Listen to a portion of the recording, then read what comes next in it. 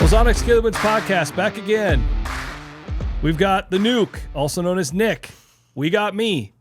And we actually have a special guest today. Yep. Remote special guest. First time guest. Yeah, first time guest. Hey, new character unlocked. Yep. Pretty exciting. We've got Josh Sparks from Midwest Whitetail. Yep. Let me get an How's it applause. going, guys? Hey. I like my sound effects. Yeah. Nick hates the sound effects, so I press them as often as humanly possible. I've got them memorized now pretty well. Yeah, now you do. Yeah. Took you a while. Yep, Took you like 3 this. years. This I use this one a lot. Yeah. Yeah, and the other one I really like is this one. Sorry, Unreal. sorry, Josh. Thanks for being here.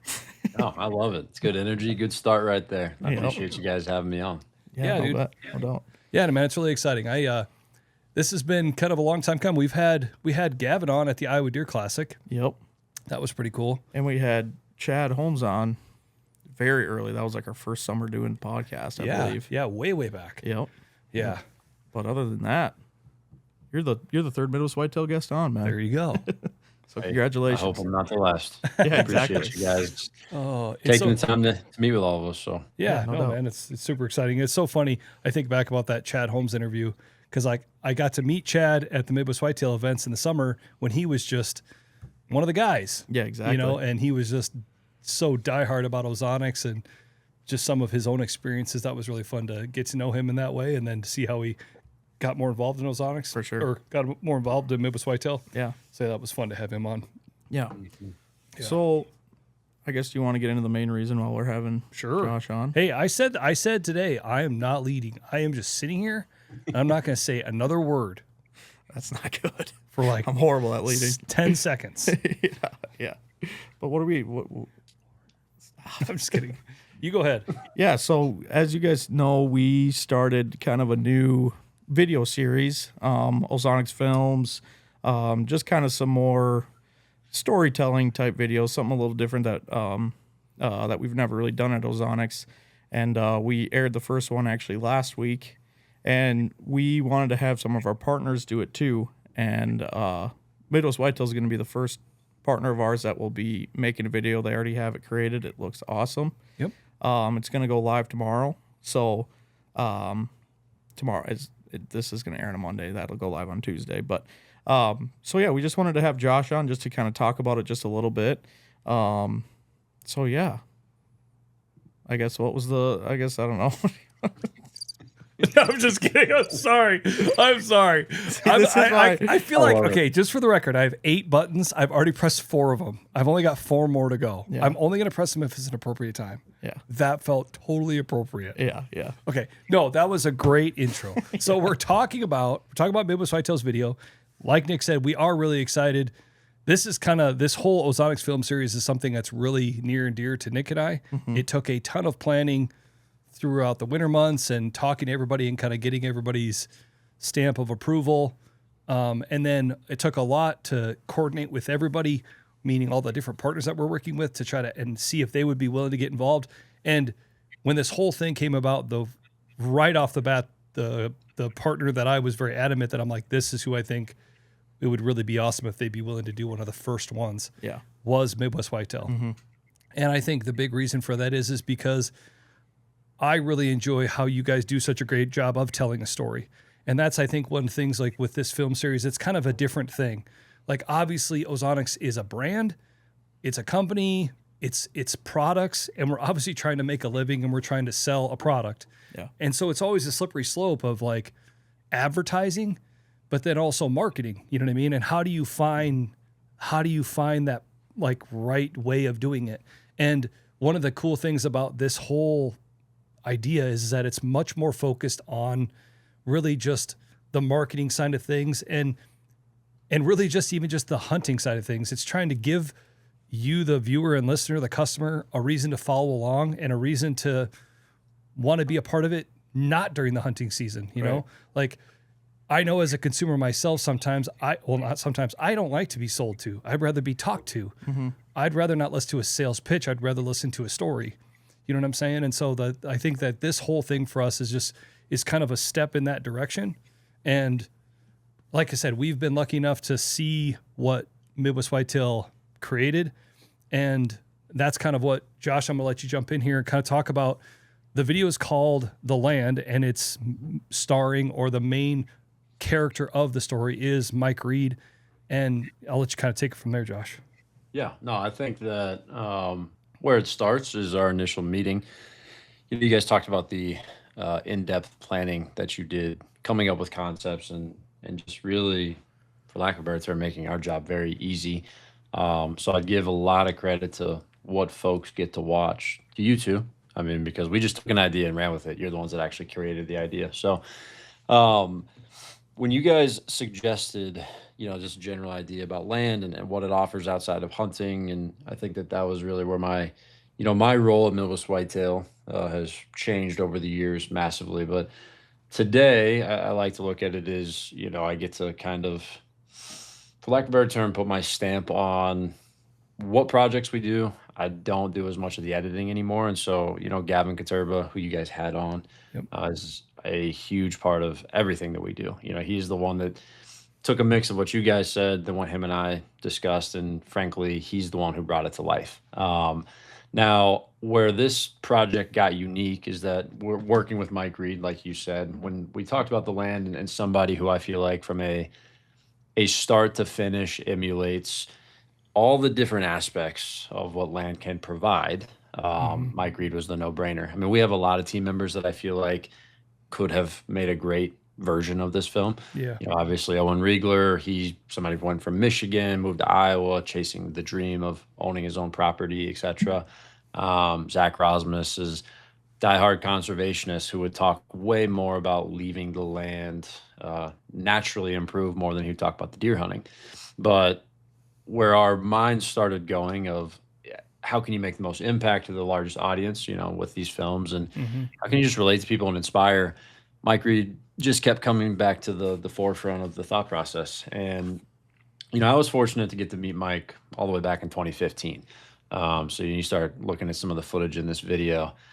It was like a time capsule for me a little bit. I was telling Nick a few days ago that, when you look at Bella, his daughter, when she's like 4 or 5 years old, I just am like, wow, that was the very first year I was an employee at Midwest Whitetail almost 10 years ago. Yeah. And the goal of the film was to, illustrate how many ways land ownership, just time spent outdoors can make an impact on a person. And I feel like Mike's, we just get to watch how did it affect him when he was a kid? How did it affect him when he was in a teenage, his teenage years? How did it affect him how did it influence meeting his wife, where they ended up moving, how they wanted to raise their family, and just how the outdoors, land, hunting is really it's the backbone of how they raise their family. It's not just about going out and shooting deer and filling tags. And I think that, whether you are a prospective father or mother, whether you are currently in that,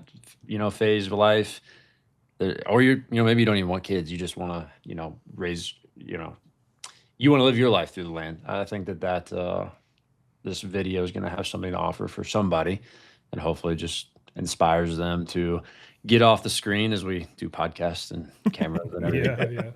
And people are listening to us on the screen, but re-inspiring that the outdoors has a lot more to offer than just hunting season. Yeah. Mike's oldest daughter, what's her name? Bella. Bella.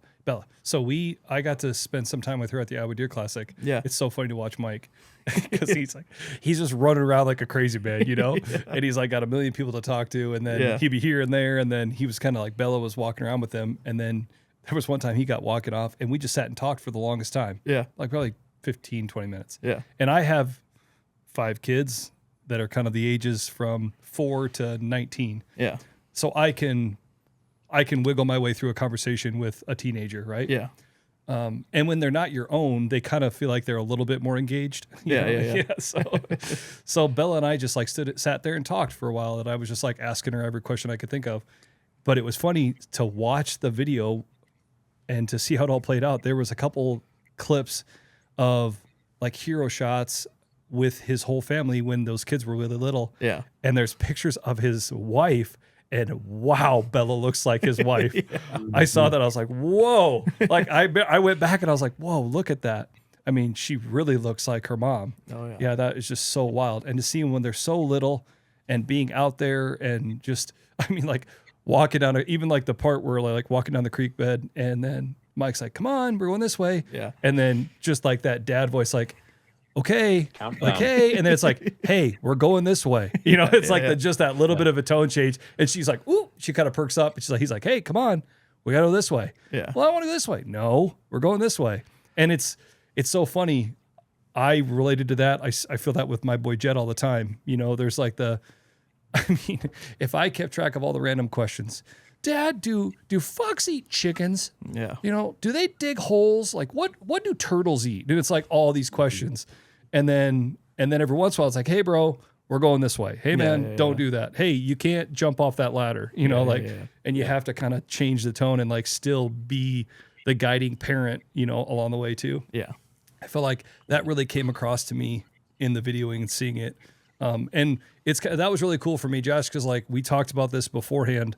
One of the things I'm really excited about this whole thing is I said I have a journalism degree background, and I did these different like independent study classes with English professors in writing, and these professors would talk about the best authors out there are the ones that don't actually have to write the words on the page. The best actors are the ones that don't actually have to say the line. You can just see it. You can feel it. And I felt like there was a lot being said in the video that wasn't really being said in the video. Yeah. Do you know what I'm saying? Like it was making me feel a lot that was not, he wasn't actually really saying in his voiceover and in the actual interview. And that's what I really, really liked about it. Yeah, I couldn't agree more. I mean, I think at the start of this whole entire video series, the one thing we wanted is just to be very real, you know, and you guys did a great job of making it feel real. And that was my thought process the entire time, was just like, this is just so relatable in so many different ways. And it was awesome. I'm super excited for everybody else to get to watch it. Yeah. So Yeah, No. Mike's just an authentic guy, right? Like it's hard to fake authenticity. Yep. And when you have somebody that doesn't, it makes the project really easy. yeah. The other thing that we're just really lucky is that, you know, you made mention, Cole. I mean, there's so many things in that video. Yeah. Yet you brought up a soundbite. It has nothing to do with what we have, quote unquote, filmed or post produced or tied to this vision of the land. And, you know, when I was working with Gavin, you know, again, going back to like, why Mike, why not maybe some of these other guys? It's because we have so many just moments where, yeah, camera's running, but it's just capturing what's happening. Yeah. And, you know, I think Nick and I have talked about this. One of the coolest parts about whether it was journalism or maybe in like our sense where it's video editing, I feel like I measure my success or failure on a project and make people feel things. You know, it's not necessarily if they tell me in a Midwest Whitetail episode, man, that buck was big, we failed. You know, I mean, there's so many things that when you think about a video or just setting a goal, I think that hearing you say that it's a reaffirming thing to hear that it talked to the dad. And I'm sure that Nick had talked to different parts of you of maybe your goals. And that would be, if somebody watches that, you know, it's not about do you have wealth. It's not about do you own 1 acre or 1,000 acres. There's no measuring stick. It's just whatever form you take advantage of the outdoors. Number one, we're all lucky to get to experience it. And two, there's always a way for it to teach you lessons that are going to impact all of your life, you know, and that's where we, you know, I'm excited for people to see it too. I mean, Mike Reed is a very influential part of my life. You know, he has been in many ways, not just as a boss, not just as a hunter, not just as a colleague, but, you know, as a friend, shoulder to lean on. And I mean, that guy's been, you know, there's parts in the video we don't really get into, but if you've ever been to the Iowa Sportsman Club banquet, he spoke there. And, you know, I can't remember now. I'm like mixing projects in my head. Does he talk about his accident? Nope. No. It doesn't. Okay. So, you know, for people listening on here, a part that we, I guess, didn't put in there and it's totally fine. When he was, I want to say 16. So his grandfather owned a piece of land and Mike was just too young to really get to quote unquote utilize it. Right. All of his uncles didn't really hunt and grandpa sold the property thinking that it wasn't going to necessarily benefit the family the same way that letting go of it would. And so that propelled all this public land story for Mike Reed, you know, cutting his teeth in the bayou swamps of Louisiana, squirrel hunting, deer hunting, like he talked about.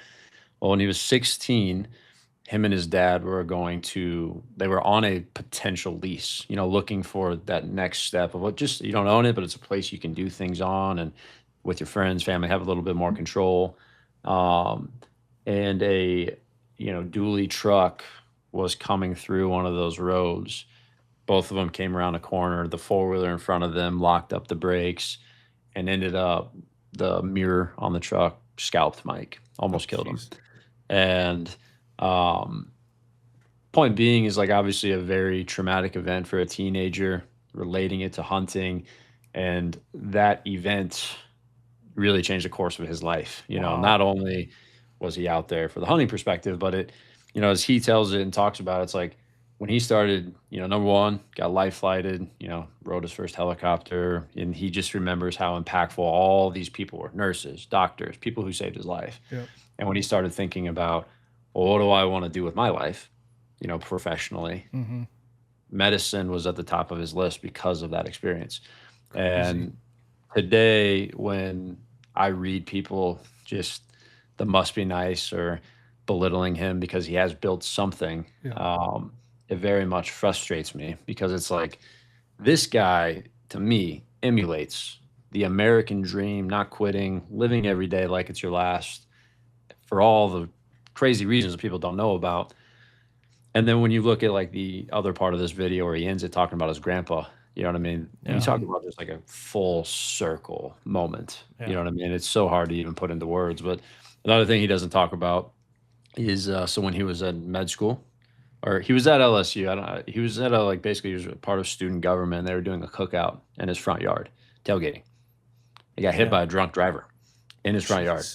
What? And so he's got, you know, a bunch of metal in him and things that it's just like but you guys would never know this, would you? Never. You know what I mean? Like, but it's so connected to Mike's patience. It's so connected to how he is just the most even-keeled leader for so many people outside of just his family. You know what I mean?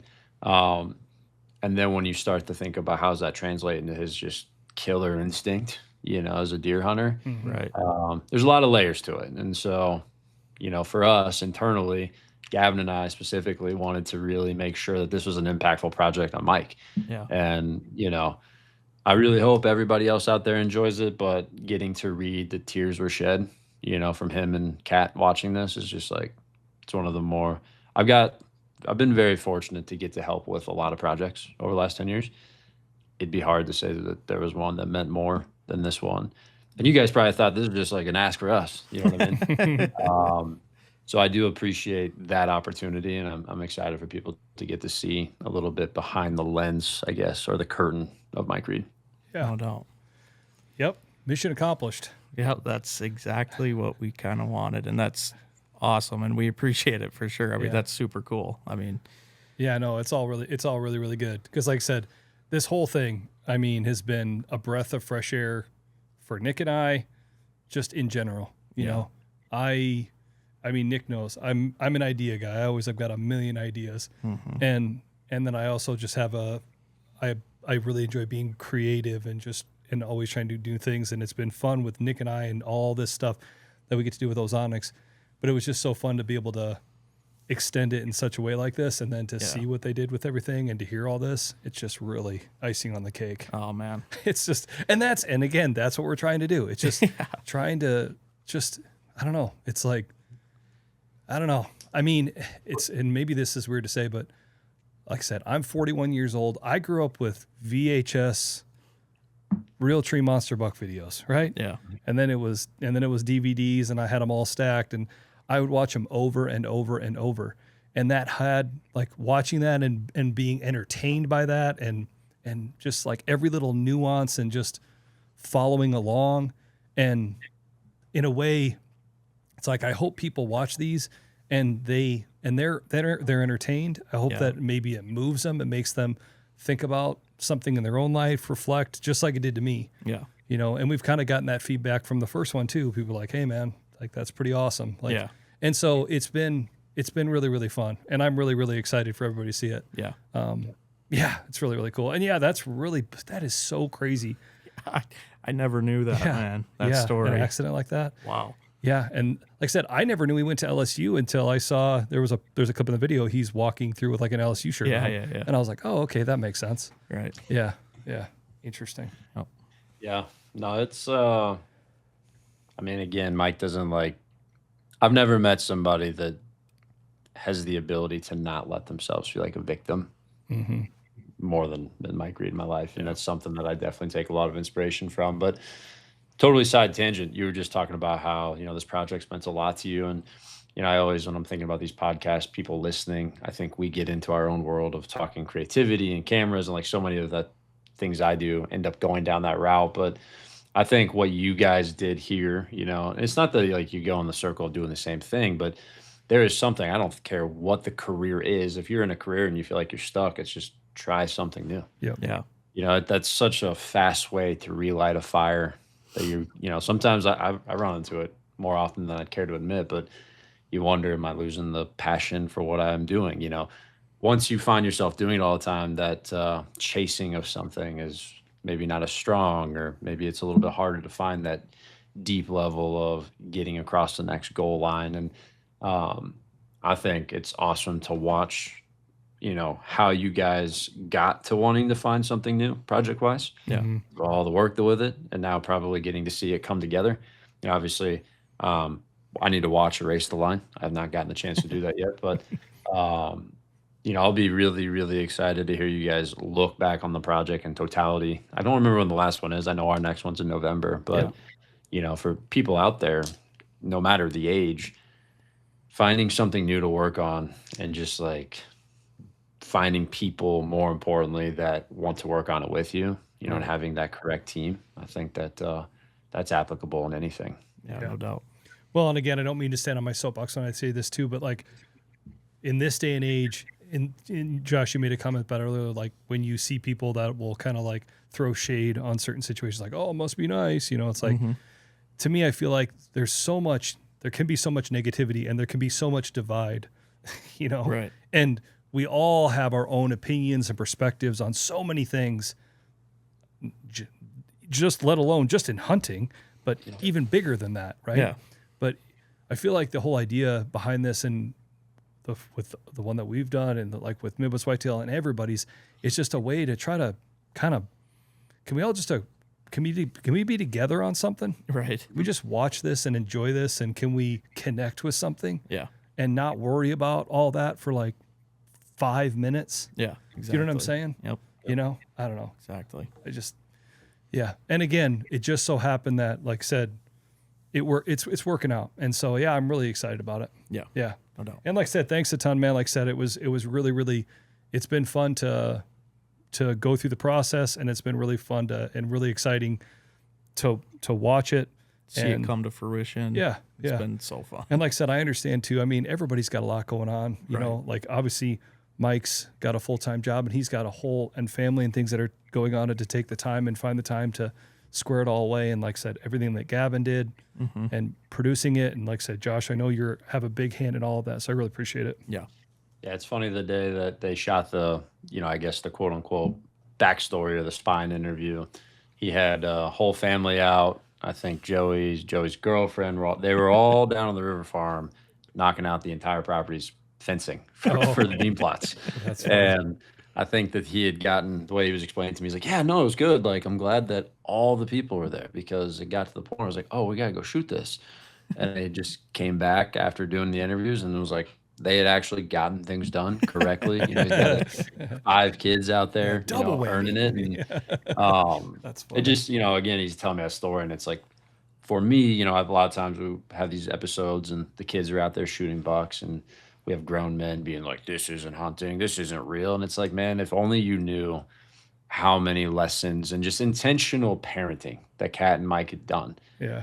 Teaching, instilling, hard work, putting in work to receive an opportunity. Not put in work, you're guaranteed something. You know what I mean? But you're putting in the work just for a chance.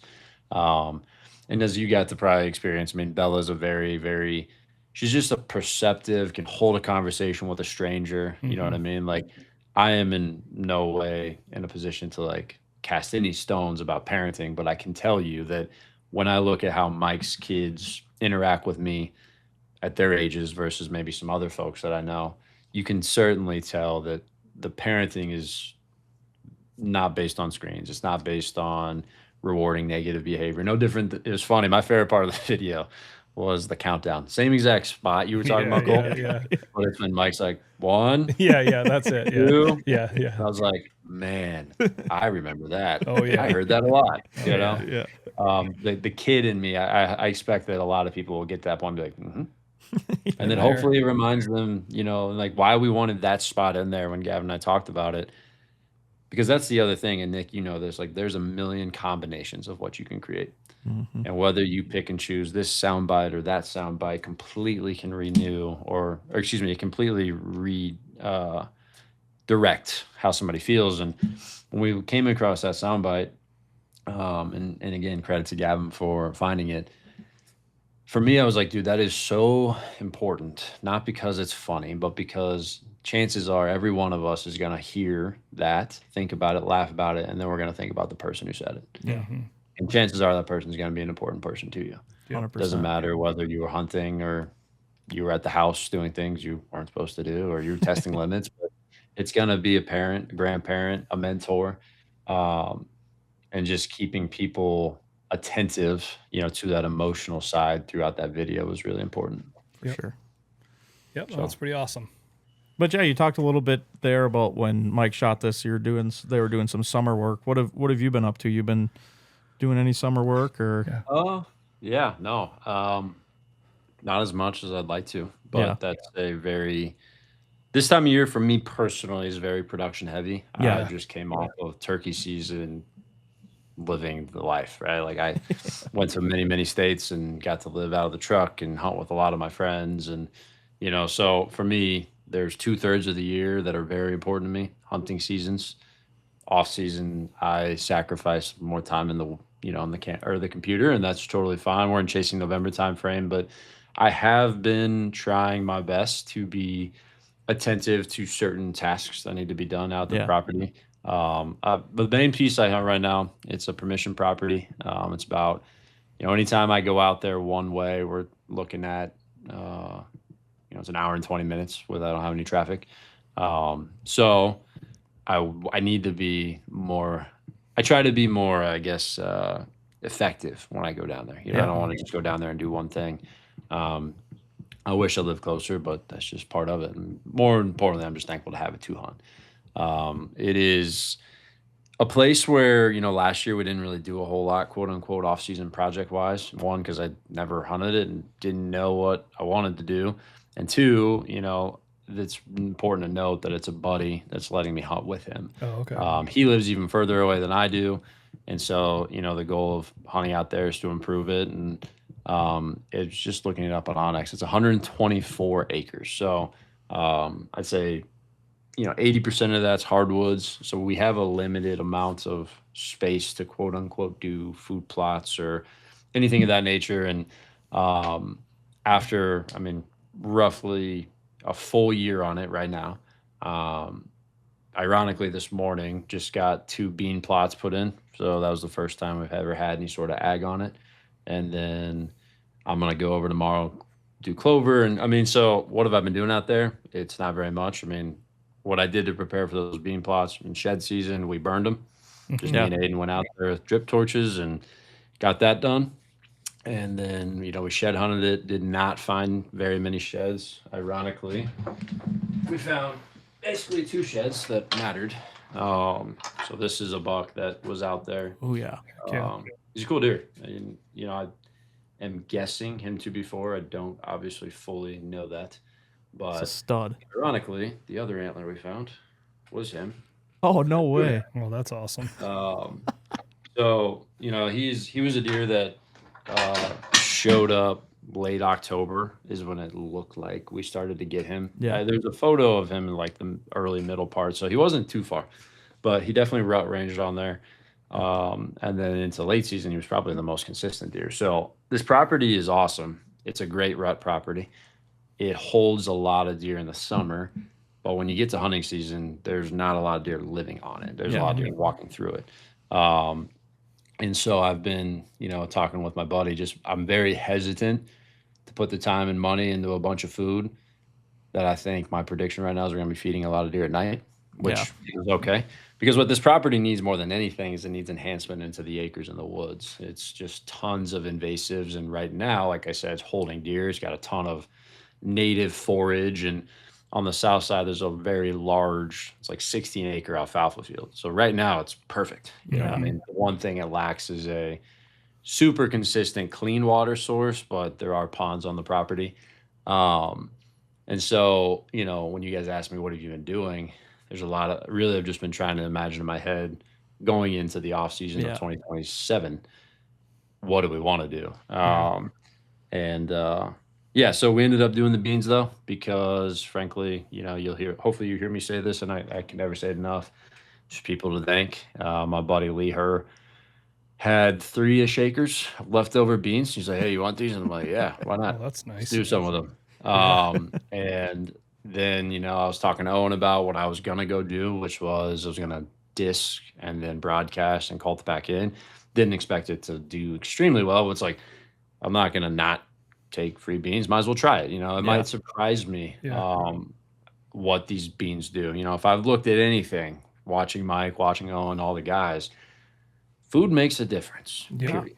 And, if anything, it would be really, really awesome to watch my buddy get to go down here and shoot something over them. He didn't get to hunt there a lot. He was a Green Beret. He was in the FBI, and he has now found a way in his quote unquote retirement to be busier than he's ever been, traveling around. That's usually how it works. Yeah, no doubt. And, he's a very, very giving person. And so me going out there at this point, this time of the year, it's probably irresponsible. Frankly, I've got a very large list of things that I need to get done in a short amount of time. But it's important to me to have these things done so that if he finds time to go down there, he can go hunt and have a good, a good experience. Because these are all things he wants to do. He just doesn't have time to do them. So, that being said, I'm very, very excited. I'm gonna go mow tomorrow on the zero turn. I hate mowing. There's nothing I actually despise more than mowing, but I love doing it out there. Oh, that's funny. Like my lawn is the least important thing to me in the world. Oh, that's funny. But getting to go out there, keep the pass, clear. I need to go spray the beans. So they were Liberty and 2,4-D ready. So go in there and just see what happens. And then we got to fence them. So we should have done this 2 weeks ago. This is actually when this whole process started. Owen was, so where I was going with the whole Owen thing, when I started talking to him, he offered to bring up the drill. That was where I was going with that. So I apologize for the tangent. But, so I have my buddy Lee to thank for giving me the beans, Owen for lending me his drill to utilize them, because he's like, hey, well, you could do that, but this will work better. And I was like, yeah, I'm certainly not going to say no to being able to do it that way. And we just ran into a tractor issue. Really what it came down to. We had the drill with the beans sitting right there and couldn't get the drill to connect to the tractor. And, we unfortunately missed the rains that came. I mean, you guys have been seeing, the last 2 weeks have just been rain after rain after rain. The southern half I was getting pounded. It's been great. Yeah. The night before, I spent about 8 hours on the zero turn. And this is something that's just like, I'm not trying to plug a product here, but my girlfriend Joy, her cousin, is starting and he's just about to go full production on a brand new mower, zero turn mower. And it's called Tilted Mowers. And basically the whole, I guess, thing about it, outside of trying to improve all qualities of current lineups, is that you can tilt the seat back, and he has engineered it so that once that seat's back, the whole deck becomes available. You can replace your blades, you can access everything. Nice. Oh, cool. And it physically can't fall on you. Well, where that comes in for me is like, hey, go try and break this. And I'm like, all right. Oh, there you go. Hey, look. You're like, So challenge accepted. Yeah, I mean, when you start thinking about what I am mowing this thing with, is not I'm no zero turn expert, but it's definitely not what you're supposed to be doing. Like, it becomes a mower slash brush hog. Yeah, exactly. that's exactly what it is. Yeah, And I you're mean, like, okay, like, let's see how big of a tree I can run over. yeah, I mean, I was mowing over, multi-floor rows, some different sizes of bush honeysuckle, like Yeah, definitely not things that I would normally do. yeah, But basically, I mean, I was able to take, so I told you I burned back in the spring. This has been growing since, we burned that. And I was able to get it to basically almost bare dirt, there you go. putting the awesome. deck low enough.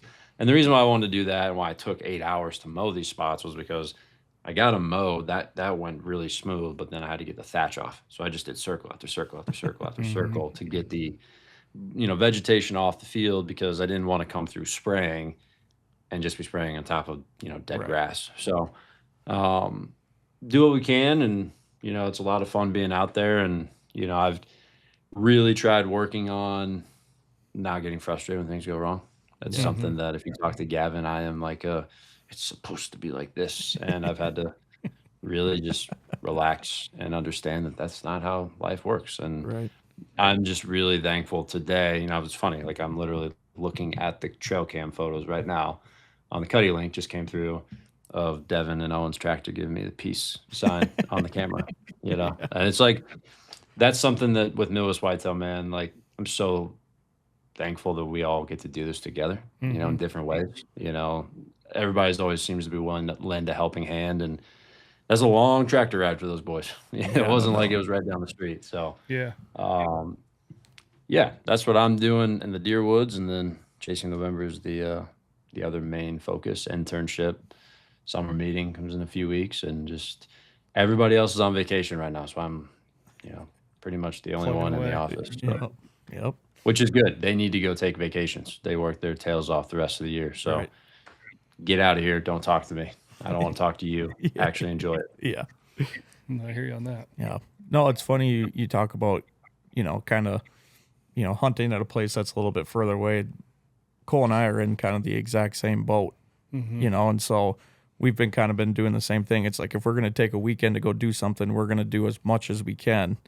And so it's actually, we're sitting so good right now. We're pretty much wrapped up with everything, all of our checklists And for the even entire things that summer. I didn't know if I wanted to get done, I was like, oh, it'd be cool if we could get to this. We got to all that too. Yeah. Yeah. And we're in the same boat too, where, we don't do food plots or anything like that either. So it's not as much, but we still had a pretty substantial checklist. But like you said, man, it's like, if you got a weekend to go do it, it's like, let's knock as much stuff out as we can. And we did a good job at it. I mean, it's the earliest we've been ready, and it feels so good. Now we can just let it soak. Well, it feels nice to be done early when it's not so hot and not so buggy. Yeah, for sure. Yeah, usually it's like you get into July anywhere in Iowa and it just gets to be hot. Yeah. And mosquito. And Oh, to be able to go out there without a thermocell and get out there in the morning and it's 65 degrees is so nice. Yeah, Yeah, baby. it's been really, really nice. Yeah. Yeah, and like I said, we've talked about this on the podcast a lot before, but like I said, I have a permission spot that I've hunted for years, and the landowner, I have a really good relationship with him, but he still is for him, whitetails are kind of just a nuisance. Yeah.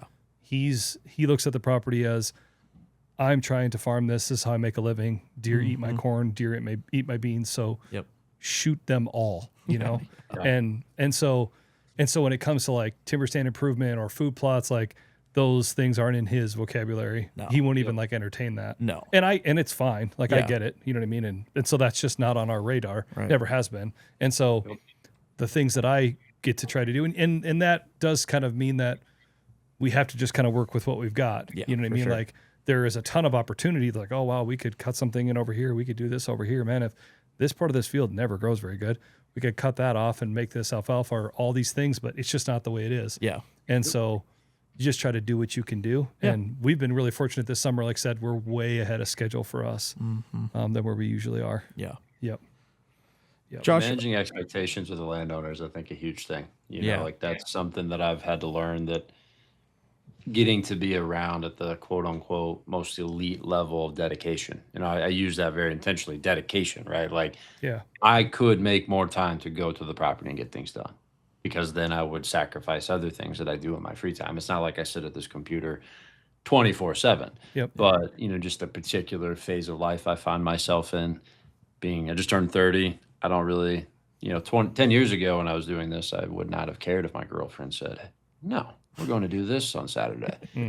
I would have said, well, that sucks if I'm going down there. So today, though, you find a person that's important enough to you to take a look at your habits and your selfishness and whatnot. But at the same token, it's like the guys that find a way to get it done. You know what I mean? It's like Mike. I go back to Mike. Like, guy's a doctor all day, got 5 kids, and if the rain's coming, guess what he's doing until the rain gets there? He'll be planning all night.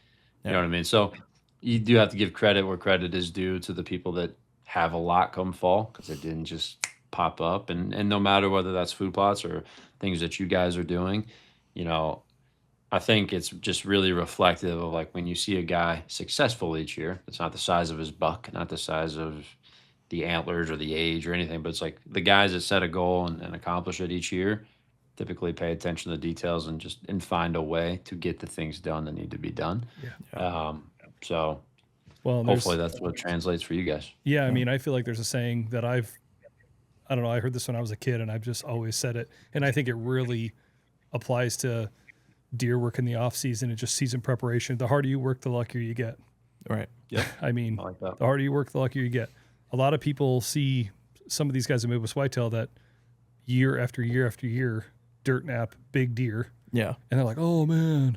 Like, dude, if you only knew what they were doing from seasons over on the 10th of January, maybe they have an antlerless season that they maybe try to do some management on. And then after that, it's basically straight into shed antler season. And then straight after that, it's straight into timber management improvement, and then straight into food plot season, then straight into trail cam season, and then whatever else they're trying to do. And it's not just we're out there during the hunting season, and the harder you work, the luckier you get. Yep. And it's not ironic that some of those guys get real lucky. Yeah, exactly. Yeah. Yep. Maybe it seems like luck, but it's that luck is because they work so hard the rest of the year. Yeah, no They doubt. made their own luck. You know what I mean? Yep. So yeah, there's a lot to that. Like I said, yeah, and yeah, no, exactly. Yeah, it's just really, really interesting. Yeah. So do you excuse me.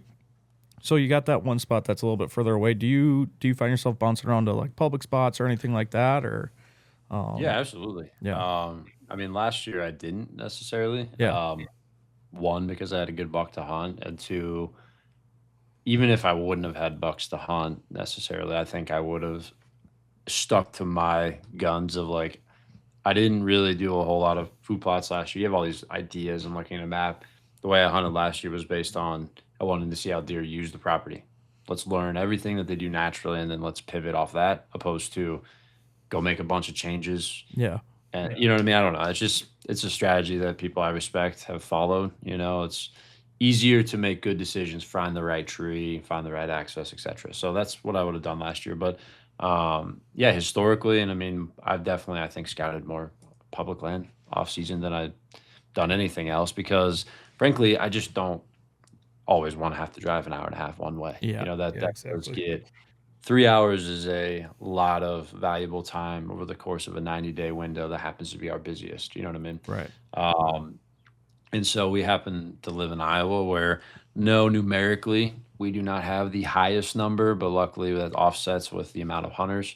And more importantly, I think our non-resident regulations that protects the quality of the public land that we hunt.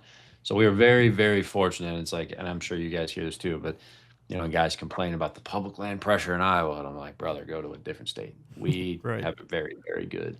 Yeah. And I can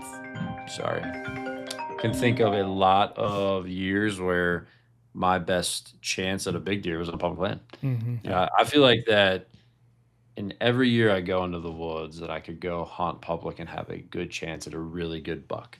And so the piece that I've been looking at this off season is very, very strange. It's different than I've ever hunted. It's technically river bottom, right? There's a major river on a side of it, and I'm being careful because it's amazing what people can Figure out. I'm always listening for this We stuff. have code words, and then we've had guys walk up the shows and be like, "Oh yeah, this spot," and I'm like, "How'd you figure that out?" Yeah. Yeah. But But the predominant habitat on this place is just giant willows and cattails. And I mean, it's a large expanse of it. We went and shed hunted it. And I didn't necessarily think that we were going to find sheds in there, right? Like that wouldn't really make any sense. Why would deer be bedding in that in the winter, right?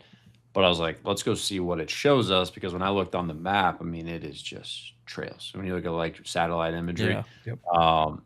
and obviously use Ozonics for 99% of what I do, but I'm very, very much into the GIS county maps that are very, recent. Yep. And it was just like one deer's not doing that. You know what I mean? This just Yeah. happens to be, relatively speaking, manageable distance to get to. While we're out there, it's just like super exciting, and I want to go put out a whole camera system while it's still legal to put cameras out on public land. Yeah.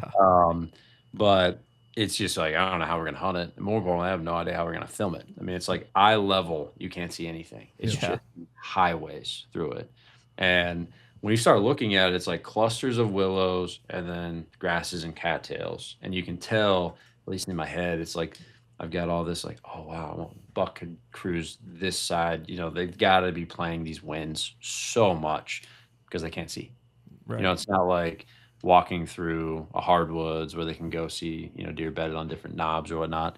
I mean, there's going to be, it was hard to see in February, March, you know what I mean? I'm like, this is a stupid idea to come down here in November, but it could also be really, really fun. So it's a long way of saying like, yeah, I do hunt public land. I love it. I'm not a person that is necessarily more proud one way or the other because I feel like that really quickly leads to this division of like, well, you didn't do it this way. Dude, I'm happy that I just have the opportunity to go hunt public land.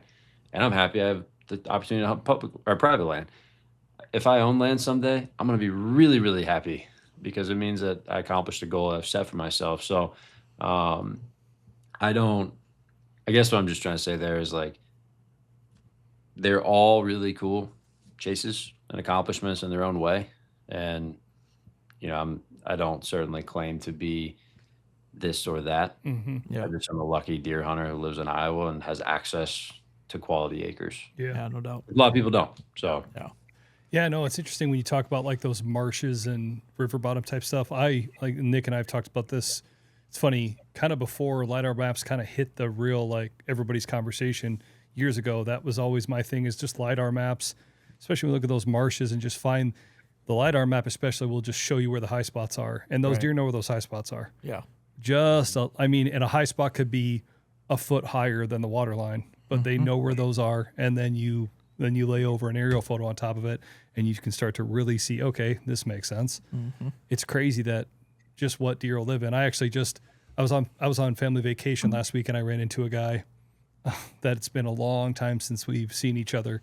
And he shot an absolute crank of a buck a handful of years ago in a river bottom marsh area. Yeah. And had a friend that was living down there and was adamant. He's like, I couldn't believe these deer were in there. And I'm like, yeah, dude, they're in there because we aren't going to go in there. Right. Exactly. I mean, there's not a whole lot to make a deer's leg cold from their knee down. They don't care. If it's snow or grass or 6 inches of water, their hoof is going to be fine. Yeah, exactly. Do you know what I'm saying? Yeah. Like they don't really care. Yep. Do you know what I'm saying? So there's a lot to that. Like I said, I think marshes in general are a majorly overlooked Huge place to hunt resource on pieces of public ground all over the state of Iowa. Yep. We all naturally think, and I get it, we all naturally think hardwoods and where can I get in the woods? Where can I put a tree stand? But there's so much more to it. And there's so many more opportunities to find bucks that just year after year just kind of they just are overlooked. Yep. Because spots are overlooked. Exactly. Yep. Yeah, I wouldn't have even considered going and looking at this place had I not taken up saddle hunting last year. Yeah. I mean, like when I was fortunate enough to meet the Latitude guys, one of the things that stuck out to me right away because obviously like, hey, you ever saddle hunt? I'm like, no, I'm not. I mean, I have nothing against it, but I feel like you're prototypical, like, yeah, I'm gonna stay in my tree stand. I'm not getting in that thing. That looks unsafe, and they were very non-judgmental. And they're like, number one, tree stands have their place, saddles have their place. It's just a tool in the tool belt, kind of where they kind of went with their thought process and how they discussed it with me. And I would argue it's obvious. I would say it's more safe than a tree stand, from start to finish, you are connected all the way up all the time.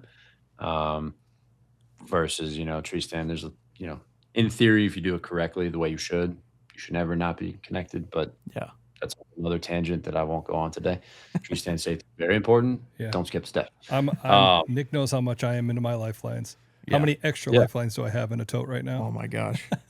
Like, Yeah, and people are like, So I can't much. afford it. It's like, dude, it's $30. Buy it. yeah. It's your life. Exactly. And you'll Right. never be lost again if you get the reflective ones because they shine like a sore thumb. Yeah, they're awesome. But point being is, like, when I was going through there, the diversity and what I was looking, I was like, we just need something very small to get Yeah, around. yeah. I don't need it to be big, but I think that is maybe one of those, you're saying, where do I put a tree stand? Folks out there that have considered saddles and maybe are turned off by the idea. It unlocks a lot of things for you, not just mobility and it being lightweight. It truly makes more acres huntable, in my opinion. Yeah. Yeah, no, like I said, Nick and I kind of fall on opposite ends of it. It's not that I haven't tried saddle hunting, and I love tree stands, you know what I mean? But it's funny because Nick and I hunting together, we thought we created this new category. Here, come find out, we weren't the first persons that have done this. I was calling it saddle standing. Yeah. Because I would set tree stands for me, but that wasn't always perfect for Nick. So then I was setting tree stands for Nick, and then he would just saddle out of a tree stand. So we called it saddle standing. Yeah. And so, so I find myself now setting everything in those positions. Well, you saddle standing and me hunting out of just a normal tree stand, the way that sets up for videoing actually works out pretty dang good too. Works out awesome. So, but yeah, no, like I said, I think for the guy that's kind of gets like, oh, that's not for me. The hard thing about that is that could be a little bit narrow-minded, and you, to Josh's point, you cut yourself off on, hey man, let's try to open up as many opportunities and possibilities and ways that you can get into spots and kill deer. And if you're only going to be like, oh, I only sit in a tree stand, like you cut yourself off to that. Yeah, for sure. For sure. Yeah, the saddle hunting has 100% changed my life, basically. Literally. We're going to get into a big conversation here. I don't think he's heard about this. Probably not. So I like to keep this close to the chest. Oh, come on. We've talked about the podcast. You Yeah, keep it close to the I'm chest. You're just talking kidding. about the podcast. I'm just kidding. People walk up and talk to you about it. It ain't close to the chest. Yeah, I know. So here, come find out. So when I first met Nick, you know what? Just for giggles, you can censor it out. There's a picture that really defines Oh, yeah. my first experiences hunting with Nick. We have this spot. I don't know. And again, I'm sure, Josh, you're probably the same way. And a lot of guys are like, we have our names for our spots. Yeah. So Nick and I have too many names. Yeah. Too many. We should seriously probably cut back. We got all these names for all these little nooks and crannies of this spot. So this one spot we call it Thermal Hub. Yeah. And it's a hard spot to hunt because there's all these little ravines that kind of come down in. And when you go in there with a wind indicator, it just goes every which way. Unless you have like a 20 plus mile an hour prevailing wind, you can't hunt it. And the deer know that. And that's right where they are. A lot of guys will call that like a turkey foot, type thing. Like buddies that I've hunted with Southern Iowa, that was called turkey foot. Yeah. And that's just what that is. It's just a hard spot. So I was bound and determined right after I met Nick, like, hey, this first summer, I'm putting a tree stand in this thermal hub. I'm getting a tree stand in there. I have the tendency to go high. Really high. Sorry. Too high. Huh? I'm just kidding. What? There Sorry, it is. get in there. No, but I do like to go high. I like to get up there. Yeah. If the lifeline is set up correctly, sometimes you have to like reach up and hook into it because we're at the end of it. Yep. So from the ground, right? It's like you can't get it all the way to the ground. So I set up this tree stand, get it all set up. It was in kind of in a real crummy spot. It was on the side of this little hill. It's not that bad off the one side, but it's an extra 10, 15 feet on the other. Oh, yeah. So Nick climbs up there. I'm like, hey, get up there and check this thing. So he climbs up in there, and I thought he was going to be stuck up there forever. I didn't know if he was ever going to climb down. He couldn't move. So I'm laughing. I'm taking pictures of him from the ground while he's flicking me off because he was so mad because he couldn't move. Yeah. Well, we figured out there was something going on. Yeah. We didn't exactly know what it was. So obviously our phones are always listening to us, right? And one day I Googled it, like, because I'm like, are you afraid of heights? And he's like, no, man, I'm not afraid of heights. I'm like, I think you're afraid of heights. He's like, no, dude, I'm not. Like, it doesn't bother me at all. I'm like, and he's like, but there's something about when I'm up there, like being able to see like through the stand to the ground. And like, if we're on a hill, like the slope. And I'm like, what are you talking about? I'm like, this is so bizarre. So finally one day I'm at my computer. I'm like, what would it be called if you're not afraid of heights, but you're afraid of like slopes? Here, come to find out, that's a real thing. It's called bathmophobia. Okay. You can look it up. You can find YouTube videos. Bathmophobia. We had to learn how to say it. Yeah. Bathmophobia. That'll also be one of the sound effects. Yeah. Bathmophobia. Yeah. So here, come to find out, it's like if you're in that was the other thing. If he's like, well, if I'm in like a baseball stadium or something, like when I like climb up the bleachers, like I'm okay climbing up, but if I look down, it like freaks me out. I'm like, really? Well, that's what they show is like, they showed like a woman at like a soccer field and she like stands on the field and she like looks up at the bleachers. She's like, well, I'm not going up there.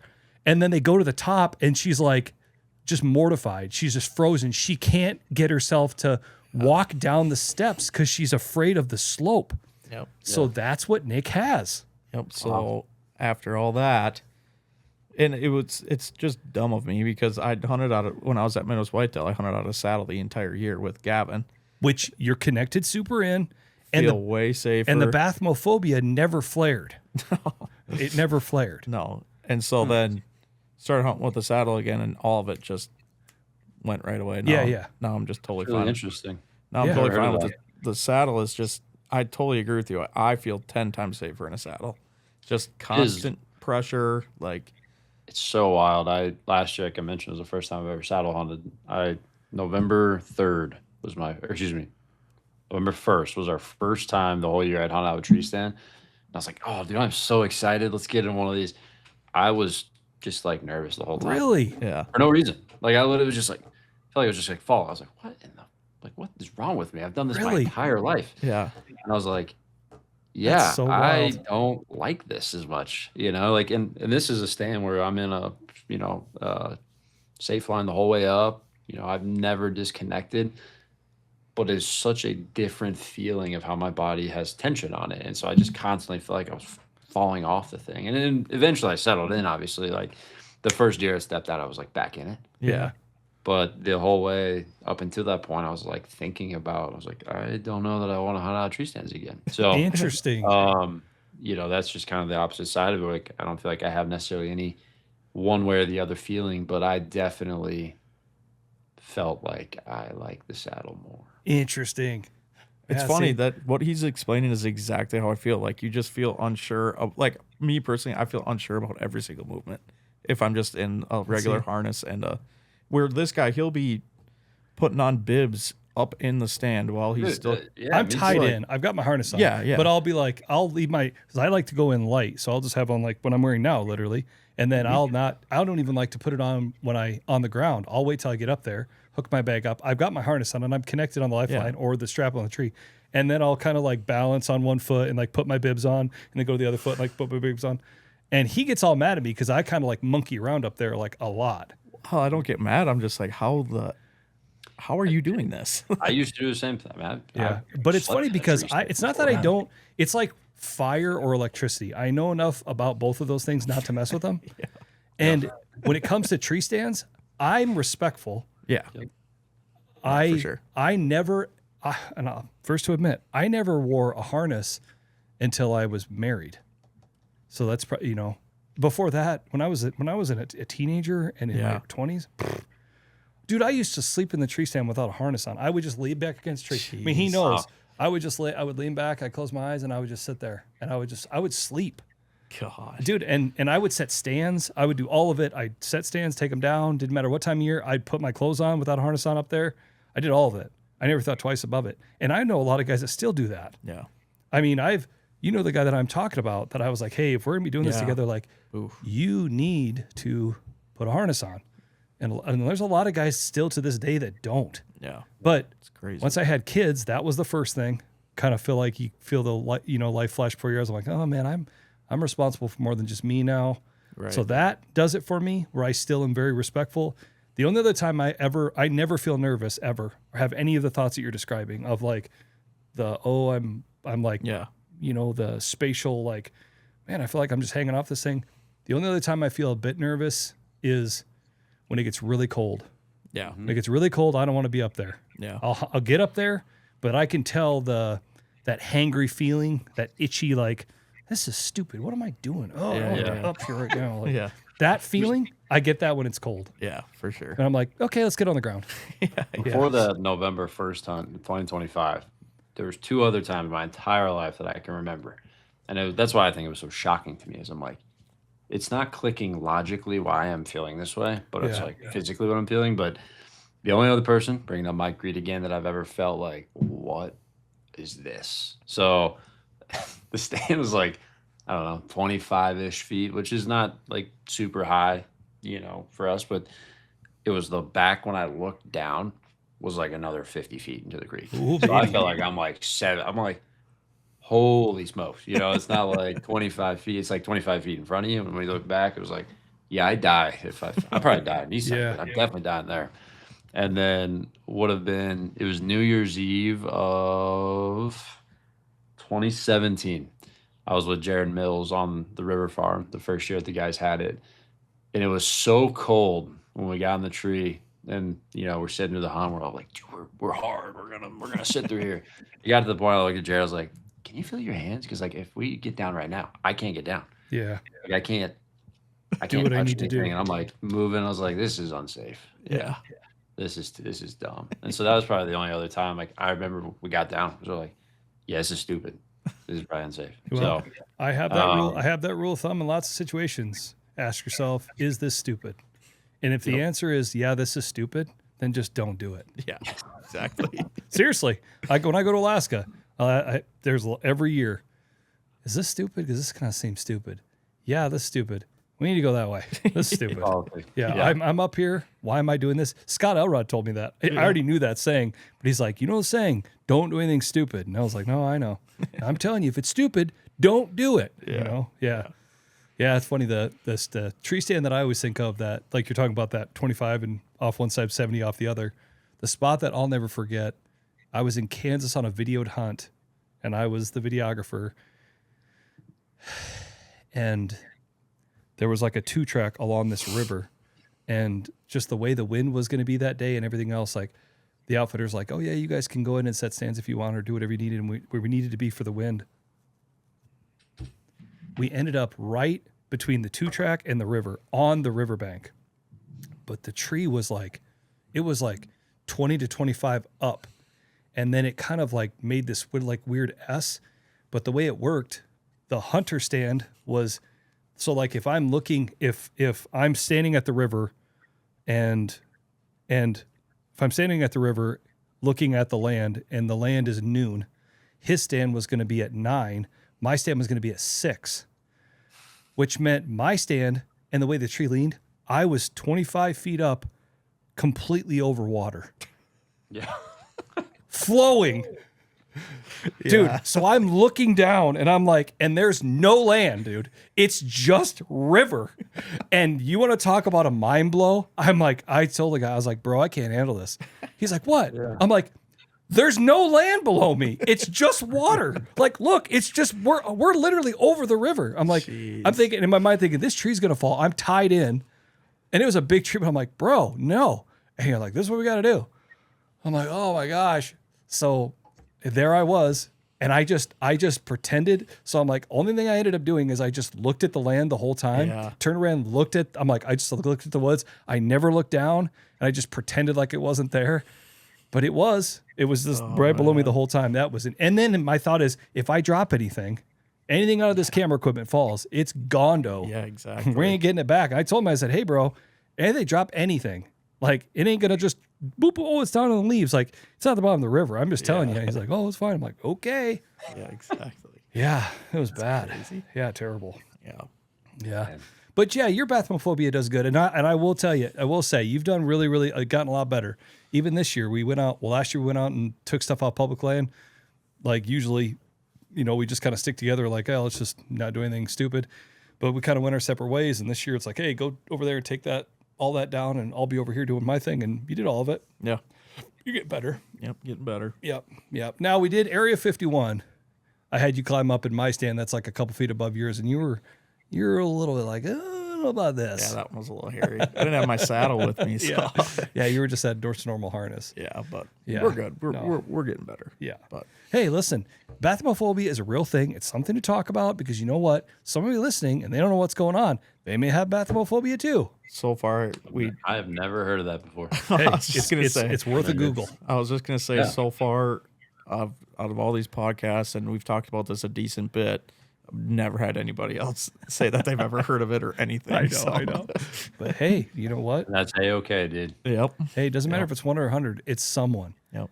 They're all important. Hey, we're still out there. That's all that matters. Yep. Making Nope, it work. Absolutely. But So to talk a little bit more about the tree stand stuff. So when you talk about that permission piece that you're, going and doing work on and trying to figure out, finding the time, do you guys set a lot of double sets, or do you guys set one and then just do another hang beside a single, or do you just do all hanging hunts, or what do you guys do? Last year was minus that one tree stand hunt, all hanging hunts. Okay. Every time. My goal last year was like Casey, my buddy, he has a saddle. I think he'd argue he's probably more comfortable to get in, to stand pre-hung type of situation. And so my main goal last year, and we just got lucky and were able to catch up with one of the bucks we knew was in the area, was to find permanent stand locations, places that were going to give him diverse options. Because like I said, I'm driving an hour and a half roughly. He is over 2.5 one way. Finding different options so that if he goes down for an extended stretch, and winds are in different, directions, just trying to find as many permanent locations as possible.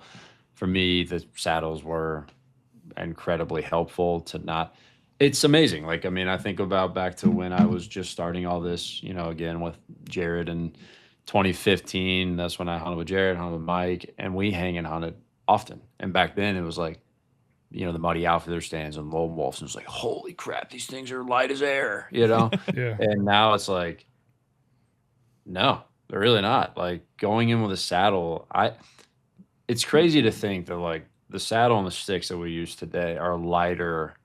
Everything I have is lighter than the tree stands we used to sit in. yeah. Mhm. And that's not necessarily the main reason. It's just obviously something worth considering. But what it allowed me to do is I could genuinely drop points on the map, and I did not care what was going to be there. We were going to be able to find a tree. That was not, I was a lot more nervous to do, especially in the dark, hanging hunts and places I'd never been, what I was doing the tree stands. But because we used to hang 2 stands every time.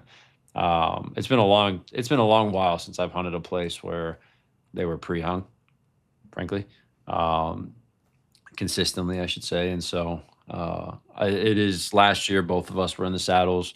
I think that the guys I've hunted with the last few years would probably say they would prefer, even if we had a stand set up, they'd prefer to film out of the saddle. I can't really attest to that. I've not filmed out of one yet. It's hard for me to conceptualize. I would disagree with it because I think it puts me at a disadvantage of how I can tell the story of the person, because naturally I'm going to be on the other side of the tree in most scenarios. Whereas like I really always loved having, hunter stand cockeye, let's call it at, 2 or 3 o'clock, and then my stand just over the shoulder to be able to get, there's just more communicative, dramatic views that put a viewer in the tree with us is what I really want to accomplish with a camera.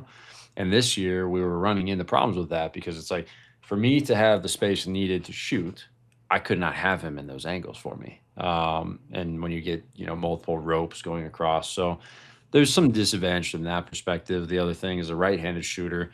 And this is something that was like really strange for me when thinking about hanging hunting, is like when you're on a tree stand, as a right-handed shooter, you're on one side of the tree always, right? It's the very opposite with the saddle. Yep. And like literally the first day I was like climbing the tree and I'm like, what am I doing? Yeah. It doesn't work. This doesn't work, Yeah. Yeah, I your just offhand gotten side is so completely different.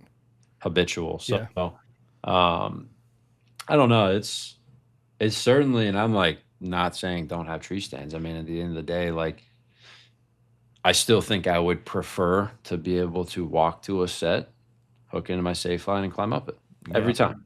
But if I am trying to pick apart a place, rapidly, or if I'm hunting and there's a buck that I'm after and he's just doing something nuanced that I just don't feel like I can go make a bunch of disturbance, or maybe there's not the perfect tree. I have yet to. I mean, the tree that we killed out of this year is very small, and we were only, from eye level of where the deer was, we were like 8 feet off the ground. I mean, we're probably 15, 17 feet in the tree, which is not my preference, but this tree was just so small that if we kept going higher, you were going to get to the risk of like any movement was like a back and forth of Yeah. he moves or I move. And so we prioritized a little bit bigger circumference on the trunk, lower. And that's another thing too, is just like how you can keep your profile with the tree Yeah. on a saddle. There's a lot of myths that I felt like I had as a tree stand hunter. You're like, oh, that's unsafe. Oh, you're going to be just hanging off the tree all the time. They're going to see you. There's all these things that doing it realize are kind of myths per Yeah. se. Yeah. So, and it's just another way to do it. Yeah. Yeah. No, and I think there's a lot of, I think one thing that again, everybody's kind of hunting situation a little different. I think one thing that is consistent when it's like, are you saddle hunting? Are you tree stand hunting? Or how are you setting, or how are you hunting spots? I feel like the consistent thing, the variable throughout all that is time. Yeah. How much time do you have on a spot? And that's the thing. Like when you're talking about a spot he just started hunting last year, again, the first year, yeah, you want to kind of just let everything happen. Yeah. We talk a lot about Ozonics, about when you're looking at your spot, think about it like a clear glass of water. And every time you go out there, you just drop a little bit of food coloring in that water. Mm-hmm. And that food coloring is that pressure. And you just drop it and drop it and drop it. And before you know it, it's not a clear glass of water, it's Kool-Aid. Yeah. And so especially when you're hunting new spots, like how can I go in here and not put a ton of pressure on this? Just how can I see what the deer are doing and then start deciding, okay, well, I thought they were here, but they're actually walking right over there. Yeah.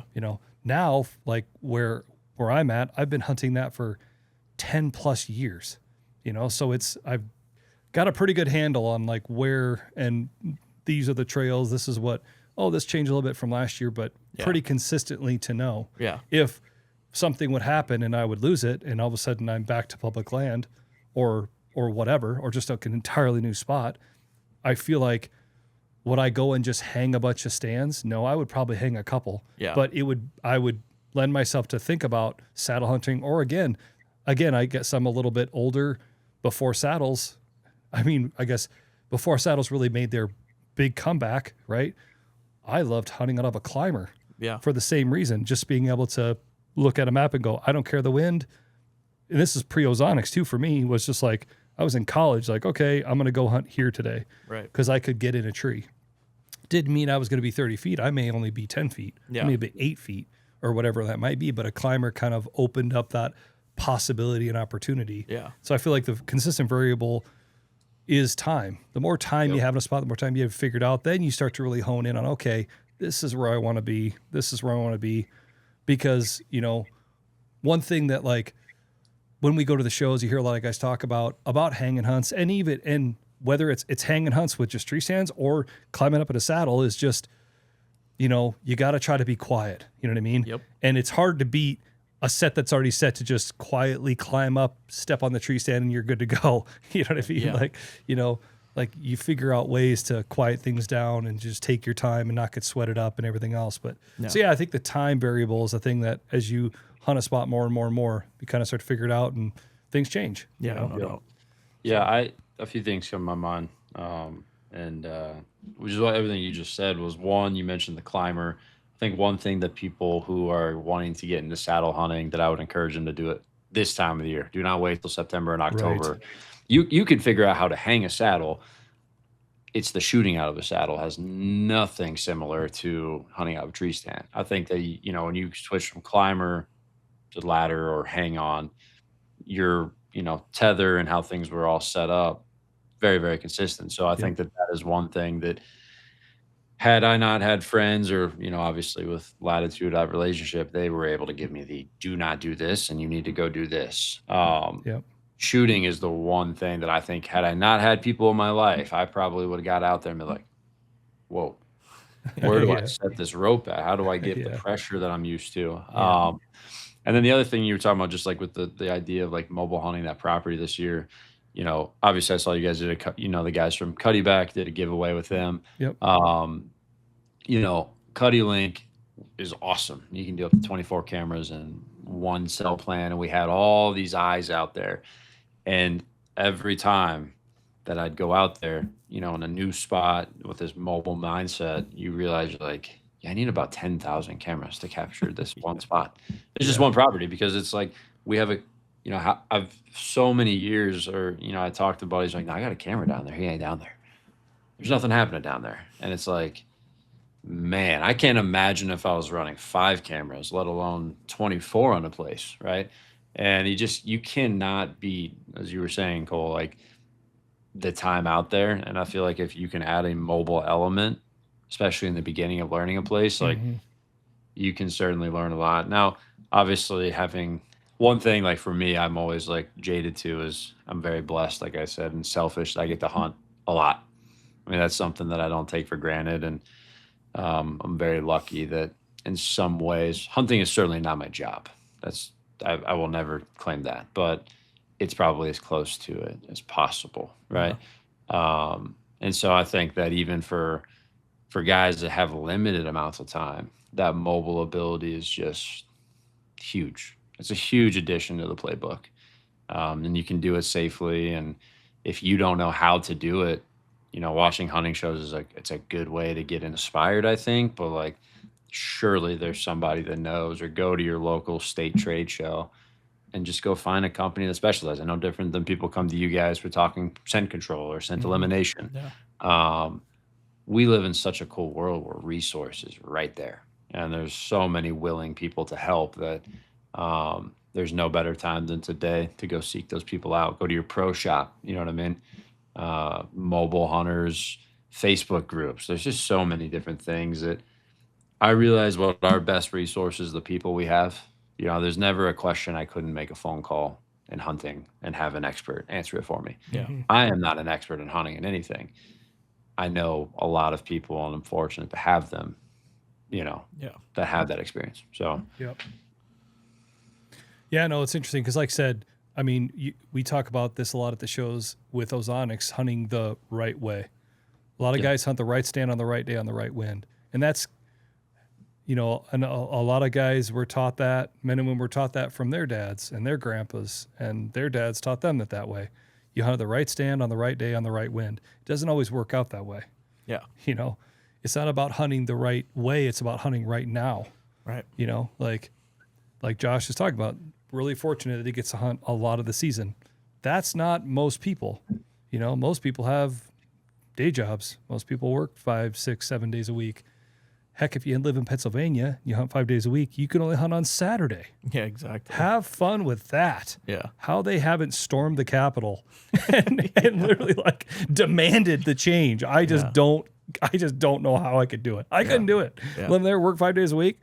I'd have to work something out with my job. Be like, hey man, I gotta have a day off a week. Yeah. No, October, November, December. Yeah. So it's not about hunting the right day. It's about hunting right now. Yeah. And so being able to be mobile and do different things, and yeah, like I said, there's a lot of good things about it. Yeah, no doubt. Yeah, and like I said, the saddle stuff is it's interesting to watch over the years. Like I said, I'm just old enough that I remember it from way, way back. You know what I mean? And like, even as a videographer, I did a hunt in New Jersey. We hunted with a guy that he hunted out of saddles that he had from like the 90s. That's crazy. Yeah. And I don't even know if he called it a saddle then. Like, I don't remember it but he had them and he swore by them. Yeah. And then 10 plus years later, now here we are, you know what I mean? Yeah. Well, it's 12 to 15 plus years later. Yeah. But yeah, so it's just really, really interesting. Yeah, no doubt. And like a lot of things, everything kind of comes back around, and it's interesting to see how it's come back on. And like, to your point too, Josh, like, it is so cool that, like I said, whether it's latitude, whether it's trophy line, whether it's tethered, there's a lot of great resources out there, a lot of really great people out there, great manufacturers, people that just want to, like, even for us at Ozonics, people like guys that walk up like at the shows, oh, what are you selling? It's like, man, dude, listen, here's the thing. I can talk to you about all this, but it's not for me about like what I want to try to sell you. It's what fits best with your needs. Yeah. And I think that's what I get the vibe from, like, because again, we see everybody at the shows and we stop and talk to them. Yeah. And they're all like, hey man, let's just talk about, like, you hear those guys talk. Hey man, let's talk about what style of hunting are you doing? Like, what's your hunting situation like? Do you hunt on public land? Do you got private ground? Do you lease stuff? You know, how often can you hunt? When do you hunt? Like, and that really kind of helps kind of direct and go, okay, well, would be really good for your setup. Yeah. And then go from there. So yeah, it's really, really interesting. You want to help people, right? Yeah, exactly. It's like DNR officers that get a bad rap for being DNR. I'm like, dude, thank God they're doing it. Like, yeah. They clearly care, and maybe there's a bad apple, every now and again. But point being, like, no different than in the hunting product world, you guys love to help people. Yeah, and you exactly. do your best to assist. So the other thing I was going to say, it is actually legal to hunt in public in Pennsylvania on Sundays now. Really? 25-26 hunting season. Yeah. No there way. you I go. didn't even know that. Because I was like, I thought that this happened, but and Sunday It was hunting the 25-20. So it already happened in 2000, this last fall. Yep, last fall was the first year. There you go. No way. That's so interesting because we were at the shows and we talked to people about that and nobody mentioned it. Yeah, that is really weird. I'll send this to you guys. But Yeah. either way, no, they didn't storm the Capitol, but they didn't need to. That's awesome. I'm not saying anybody stormed the Capitol. Let me put that on the record. That's happened. No, yeah, probably some of it. Yeah. No, but yeah, that's awesome.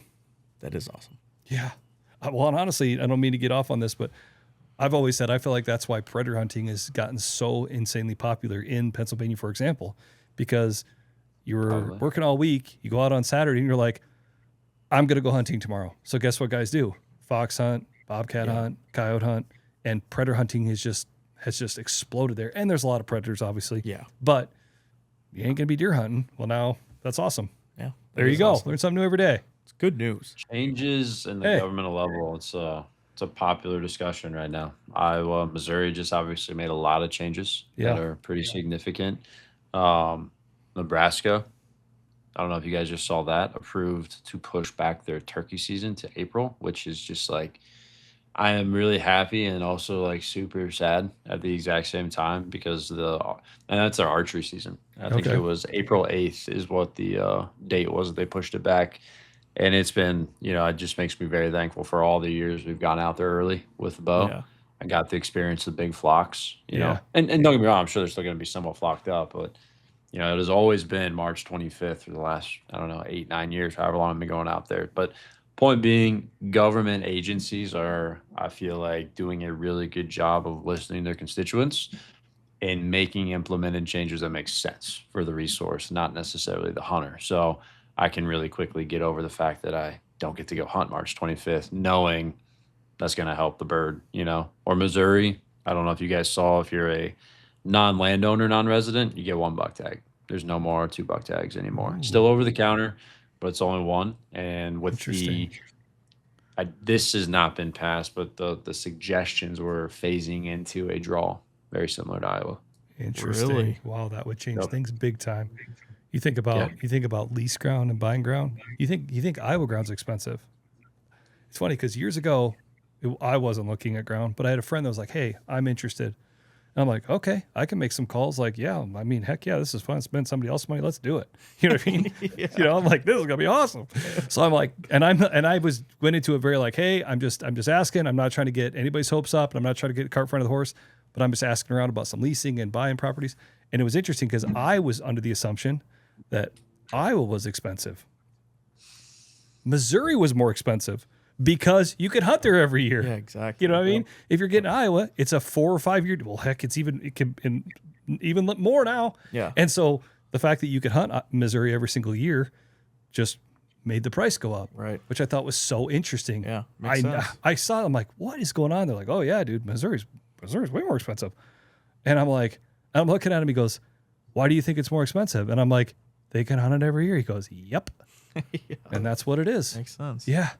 Really interesting. It'll be really interesting to see it all unfold. I mean, it'll be interesting to see if they ever run into the multi-year to take a draw or how many tags will they issue. But I don't think anybody's going to argue it's a wrong move for their deer, right?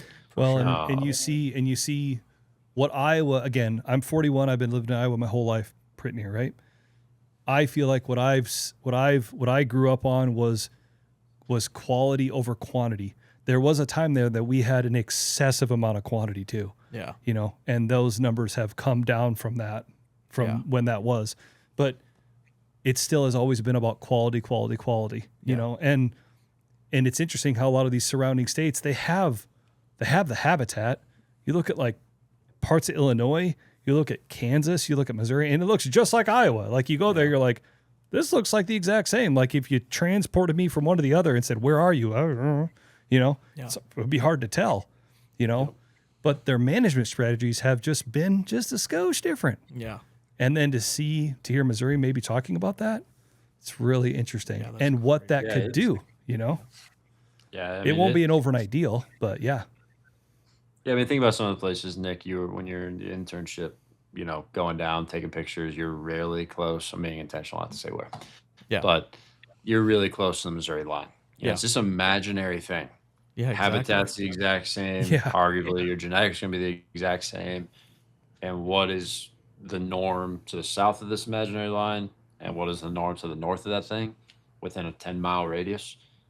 It's the best litmus test of like, it's not anything other than the regulations. Period. Yes. Yeah. And I am always so careful to say, well, Missouri should do this, but it's like, if the general consensus is that you want heritage and it's not about the size of the buck, okay, totally fine. Then push back the rifle season 2 weeks. Watch what happens.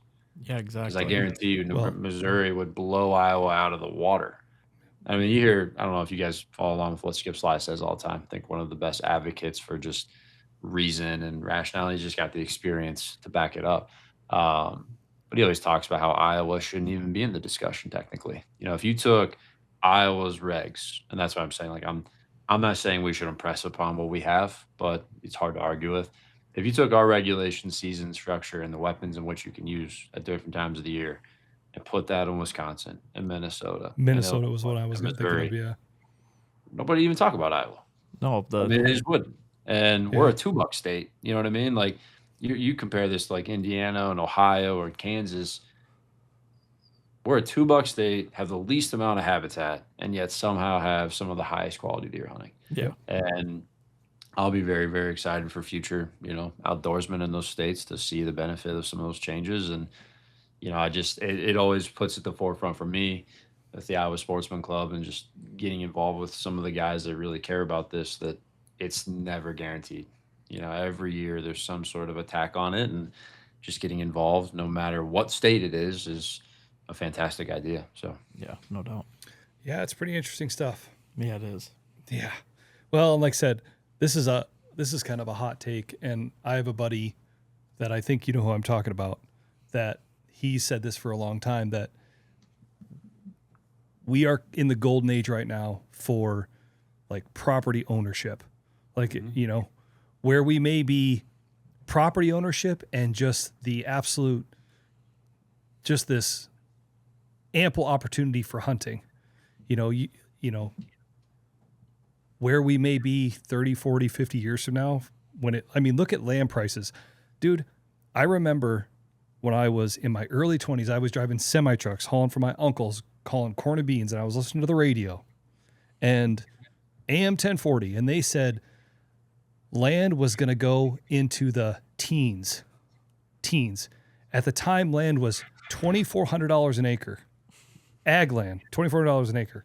It was going to go in the teens. I remember getting to the next farm place where we were loading out, and my uncle always listened to everything. And I told him, I was like, and it play the same thing all day long. Yeah. And I'm like, did you hear? He goes, yeah, land in the teens. I go, there is no way. And he goes, I'm telling you, man, that's what they're saying. And it's gone way above that. Oh yeah. For, when it comes to ag land. And then obviously hunting acres, there's obviously, it's a little bit of a discrepancy, but you know what I'm saying? Yeah. The price is going up and up and up. Oh yeah. And so where are we going to be 20, 30, 40 years from now? Are my grandkids going to be able to afford land? Are my grandkids going to be able to have the hunting opportunity that we do? Or are we living in this golden age? Are we maybe, I don't want to say we're past the golden age of whitetails, but you hear some of these guys that talk about, you know, and I see the discussions, listen to them, you know, about guys that are like, oh yeah, man, like maybe I have one, like with all the trail cams out there, I have one buck that I'm really chasing. 25 years ago, it was $5. Right. You know, if there's a bell curve, are we past the bell curve? Are we over here? You know, where are we at? You know? Yeah. And so it's just really, really interesting. Like I said, I feel like and again, I wish, and it's not that everybody makes choices. And that's like going way back to what you said way earlier about Mike Reed and coming back to the video that Midwest Whitetail did. Some people will throw shade and be like, oh, well, it must be nice. He's a doctor or whatever. Or, oh, you must be nice for you. You work at Midwest Whitetail. Oh, you guys are at Ozonics. You guys just hunt all the time. No, dude. Like, also, we all make choices. I chose to get married and I chose, you know, we have 5 kids. And because of that, and I've chose what is my main priority. And that's to, number 1, I'm going to be a really good husband. Number 2, I'm going to be a really good father. You know what I mean? And then I hope to keep that priority set. And then hunting is down here. Mm-hmm. I don't ever want to I want my kids to make sure that they know I'm a really good dad, not a good hunter. Mm-hmm. You know? And so, but we all make those choices, you know, like hearing you, Josh, talk about that. Like I've been married for 12, 13. I should know exactly how many years, something in there. But, you know, like used to golf all the time, man. I love to golf. Used to golf 4 or 5 days a week. Guess how many times I golf now? Once or twice a season. Yeah. Because I just got other stuff. I got priorities. Yeah. And it's like just things change. And so life is just a bunch of choices that you make. And you have to decide, you know, you're going to stop at Starbucks every morning and spend $10, or are you going to put that aside and go, that's the money that I'm going to start saving up and I'm going to buy a piece of property, or I'm going to do this, or I'm going to do that. Yeah. You know, and so it's just, we all make the choices that we make. Right. We all decide. I get sometimes things happen that are out of your control. I get it. But you know what I'm saying? Yeah. And so, I don't know.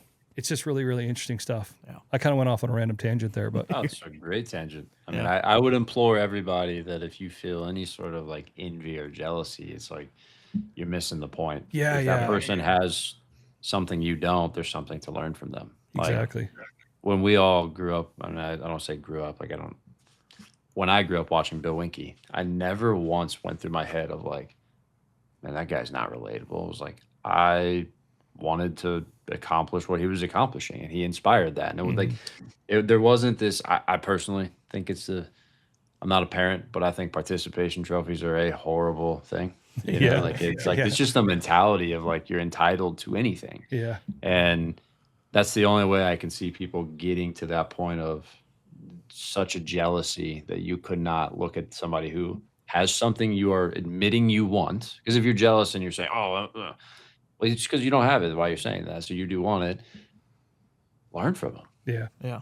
I'll tell you just what they did. Listen to their story. You know, take a little bit from here, a little bit from there, and try to get there. You know what I mean? Yeah. You talk about entitlement. That is something that my eyes were opened up to.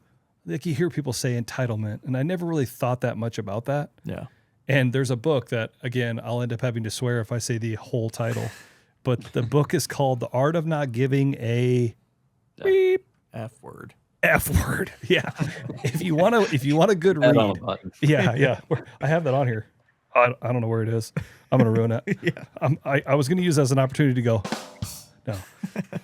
no, but, in that book, the author talks about entitlement. Yeah. I never really thought about that much. It's funny. He talks about just like understanding what entitlement really is. And if you really understand what it is and you kind of apply that to the way the world is right now, it's really crazy because it makes a lot of sense. He talks about entitlement being that entitled people always want affirmation. They always want to be recognized for what they've done, right? They want to make sure that people applaud. They want to hear it. They want to, and when they do something good, they want everybody to know it. And it's all good in the hood as long as you kind of follow along.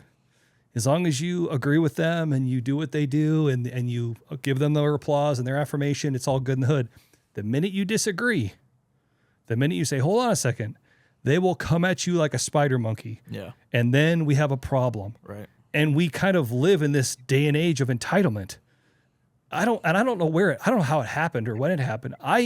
even with my kids, like knowing that, like I'm always so sensitive to that entitlement with my kids. I'm like, oh, hold on a second. You know what I mean? Yeah. Because I don't want that, you know? Right. But there's so much of that in hunting and all this stuff. Yeah. Like this level of entitlement. I don't know why or where it happened or why it's that way. You know, you don't know what you know till you kind of get there. But here we are. Yeah. But yeah, it's just interesting you talk about that. I just check that out. It's really interesting. Yeah. And it's in situations like I think about that and I'm like, oh, okay, I'm just going to not lose my marbles here over what this person's saying or what they're doing, because there's a lot of entitlement out there. Yeah, no doubt. You know? Yeah, and that, just as you were saying that out loud, it made me think of, like, you know, professional experience at this point. It's limited. I've not been professional is a loose term for sure, but point being that, you know, disagreements, you know, we always talk about it here at Midwest Whitetail, like the production team. Like I'm an opinionated person. I have ways that I think need to be done. I think there's just a creative process that at some point, the way I think about things are going to be different than Gavin does. And if it's his project, I would expect that he does not just roll over and say, yeah, if that's what you want to do. You know, like I love creative disagreement, and I like it when there's somebody that fights back against me. I tell my guys all the time, like, you can disagree with me about anything. Just be prepared that I am going to say something back if I disagree with you. And we're going to have a discussion, and I just want you to be prepared for that. There's a huge difference to me of just disagreeing and what you were referencing of just that entitlement of like, well, I did it, so why are you not giving me the reward? Mm-hmm. It's not about, that's what they care about, is the fact that they did it in their heads. It's not about, did they do it well? Did they accomplish the goal? The word I see is like a lot of folks run into this whole, like, I put the effort in, so why didn't the result happen? It should happen. And that's where I go back to the whole, like, it's in sports, it's in school, like, it's indoctrined of like, well, no, life's fair. If you put in effort, that's what matters. And personally, I think that's a crock of crap. Yeah. Yeah. Because that's not once shown up once you reach adulthood. You know, Yeah. I mean, you can be respectful and you can be humble and work really, really hard, and you still might not accomplish a thing. You know, it takes repetition. And I mean, that's to me where the symptom of it is, like, we're on our phones all the time, social media, hiding behind keyboards. We don't really know how to have conversations anymore. Mm-hmm. It is, I think we're in it's going to be a very interesting 20 years in the professional world to see. And it's like, I feel so weird saying things like that, because it's like your grandpa was like, my generation. Yeah. And I feel like I just said that, but it is an interesting observation where working hard is now like this thing that should be celebrated to a lot of people I come across, versus like, that's just what you should do. That's what you do.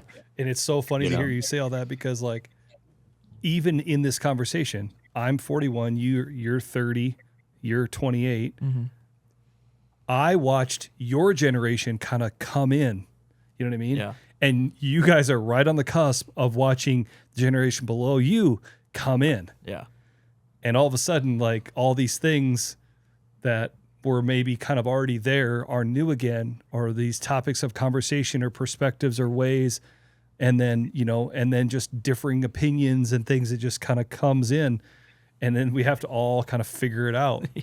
It's really interesting. And it's funny. And it's so funny for me now. Like, I think about when I was a videographer in my 20s, you know, with hunters that were this age gap right here, and how they would disagree with me and roll their eyes at me. And I'm like, what's the big deal? Like, what? And then now I'm like, whoa, okay, that makes a little bit more sense. you know, like, it's really, really interesting. Yeah. Well, and we have such a low barrier of entry. I mean, like, I don't have a degree in anything. I got to literally teach myself on YouTube and then pick up things along the way from people who are doing it. But I have no qualifications at all. There's no excuse, though, for our generation, the tech people.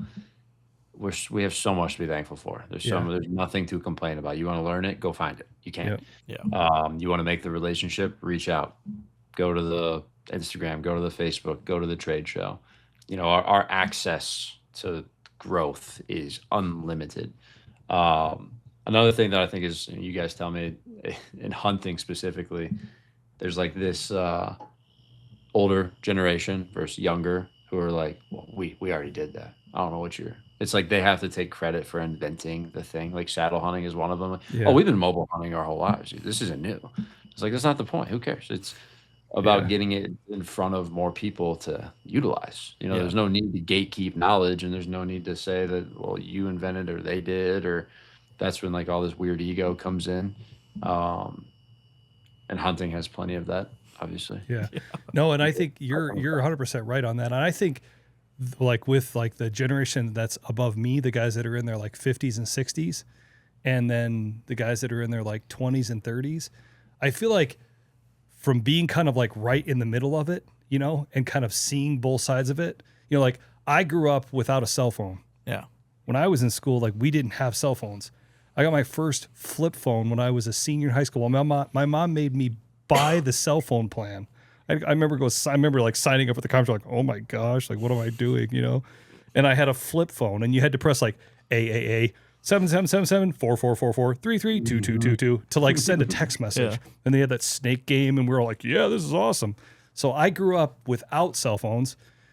Your generation grew up with cell phones, right? And so it's like, but then like this older generation, I feel like I guess I say all that to say, one of the things that I think that I've noticed the difference, and I think there's this like weird kind of blending that's happening. It's almost like I'm like the guys that are in their 40s are kind of on this balancing beam, because there's the older guy and the hunting personalities that are of the TV generation, right? That a lot of those guys, men and women, got their kind of status or their influence from their experience. They worked their whole life to accomplish something. You know what I mean? And a lot of those guys like were the first to do this, the first to do that, a world record of this, a world record of that. You know what I mean? And they kind of, and even when it comes to whitetail hunting in the 80s and the 90s compared to the 2000s and the 2010s was so different, you know? Yeah. And so like those guys, they all kind of like, they got respect because of the experience that they had. And I think sometimes those guys look at these on the other end of it, where these younger guys don't have even a hint of the experience that the older guy did. You know what I mean? Does that make sense? And then and I'm right with you, Josh, you hear those guys, well, we've done that before. We already used those broadheads. We already tried that before. You know what I mean? And it's almost like it comes off as like very offhanded. Yeah. And I think sometimes it's hard because they measure everything by respect based on experience. And on this end, they don't look at it that way. Yeah. It's about likes, views, viewership, popularity, Right. not really experience, but they want the respect. Yeah. And so they look at the older generation like, well, you guys are just like old and whatever. I don't care. I don't even know who that guy is. And this guy's like, what do you mean you know who I am? Like, I did this. You know what I mean? And they look at the other. And so then there's this weird in the between. And so it's like trying to figure it all out. Yeah, no doubt. Do you know what I'm saying? It's like we're in a really weird time because, and that's what's so crazy is like, what's the next thing? You know? Like if it went from TV to now, and like even like, and you know, you're talking about like, we're obviously have Midwest Whitetail and you think about Bill Winke. I remember as a kid watching videos every single day that they would post when YouTube was, I shouldn't say a kid because but like when I was in my 20s, like watching videos every day, that was their shtick, right? Every day you could watch a video and the old logo and all that. And he was creating content before that's what it was called. He was making a place and carving out that space on YouTube when that was still just like something that, it was like MySpace. Yeah. Who has a MySpace now? You know what I mean? But at that time, that was the thing. Yeah. And it's worked out. But what's the next crazy thing that's going to come up and then change everybody's AI? perspective? Yeah. It's AI. bizarre. I mean, it's terrifying to think about AI. You know, I think I if I was know. a graphic designer or anybody that did something in that respect, I'd be very, very scared.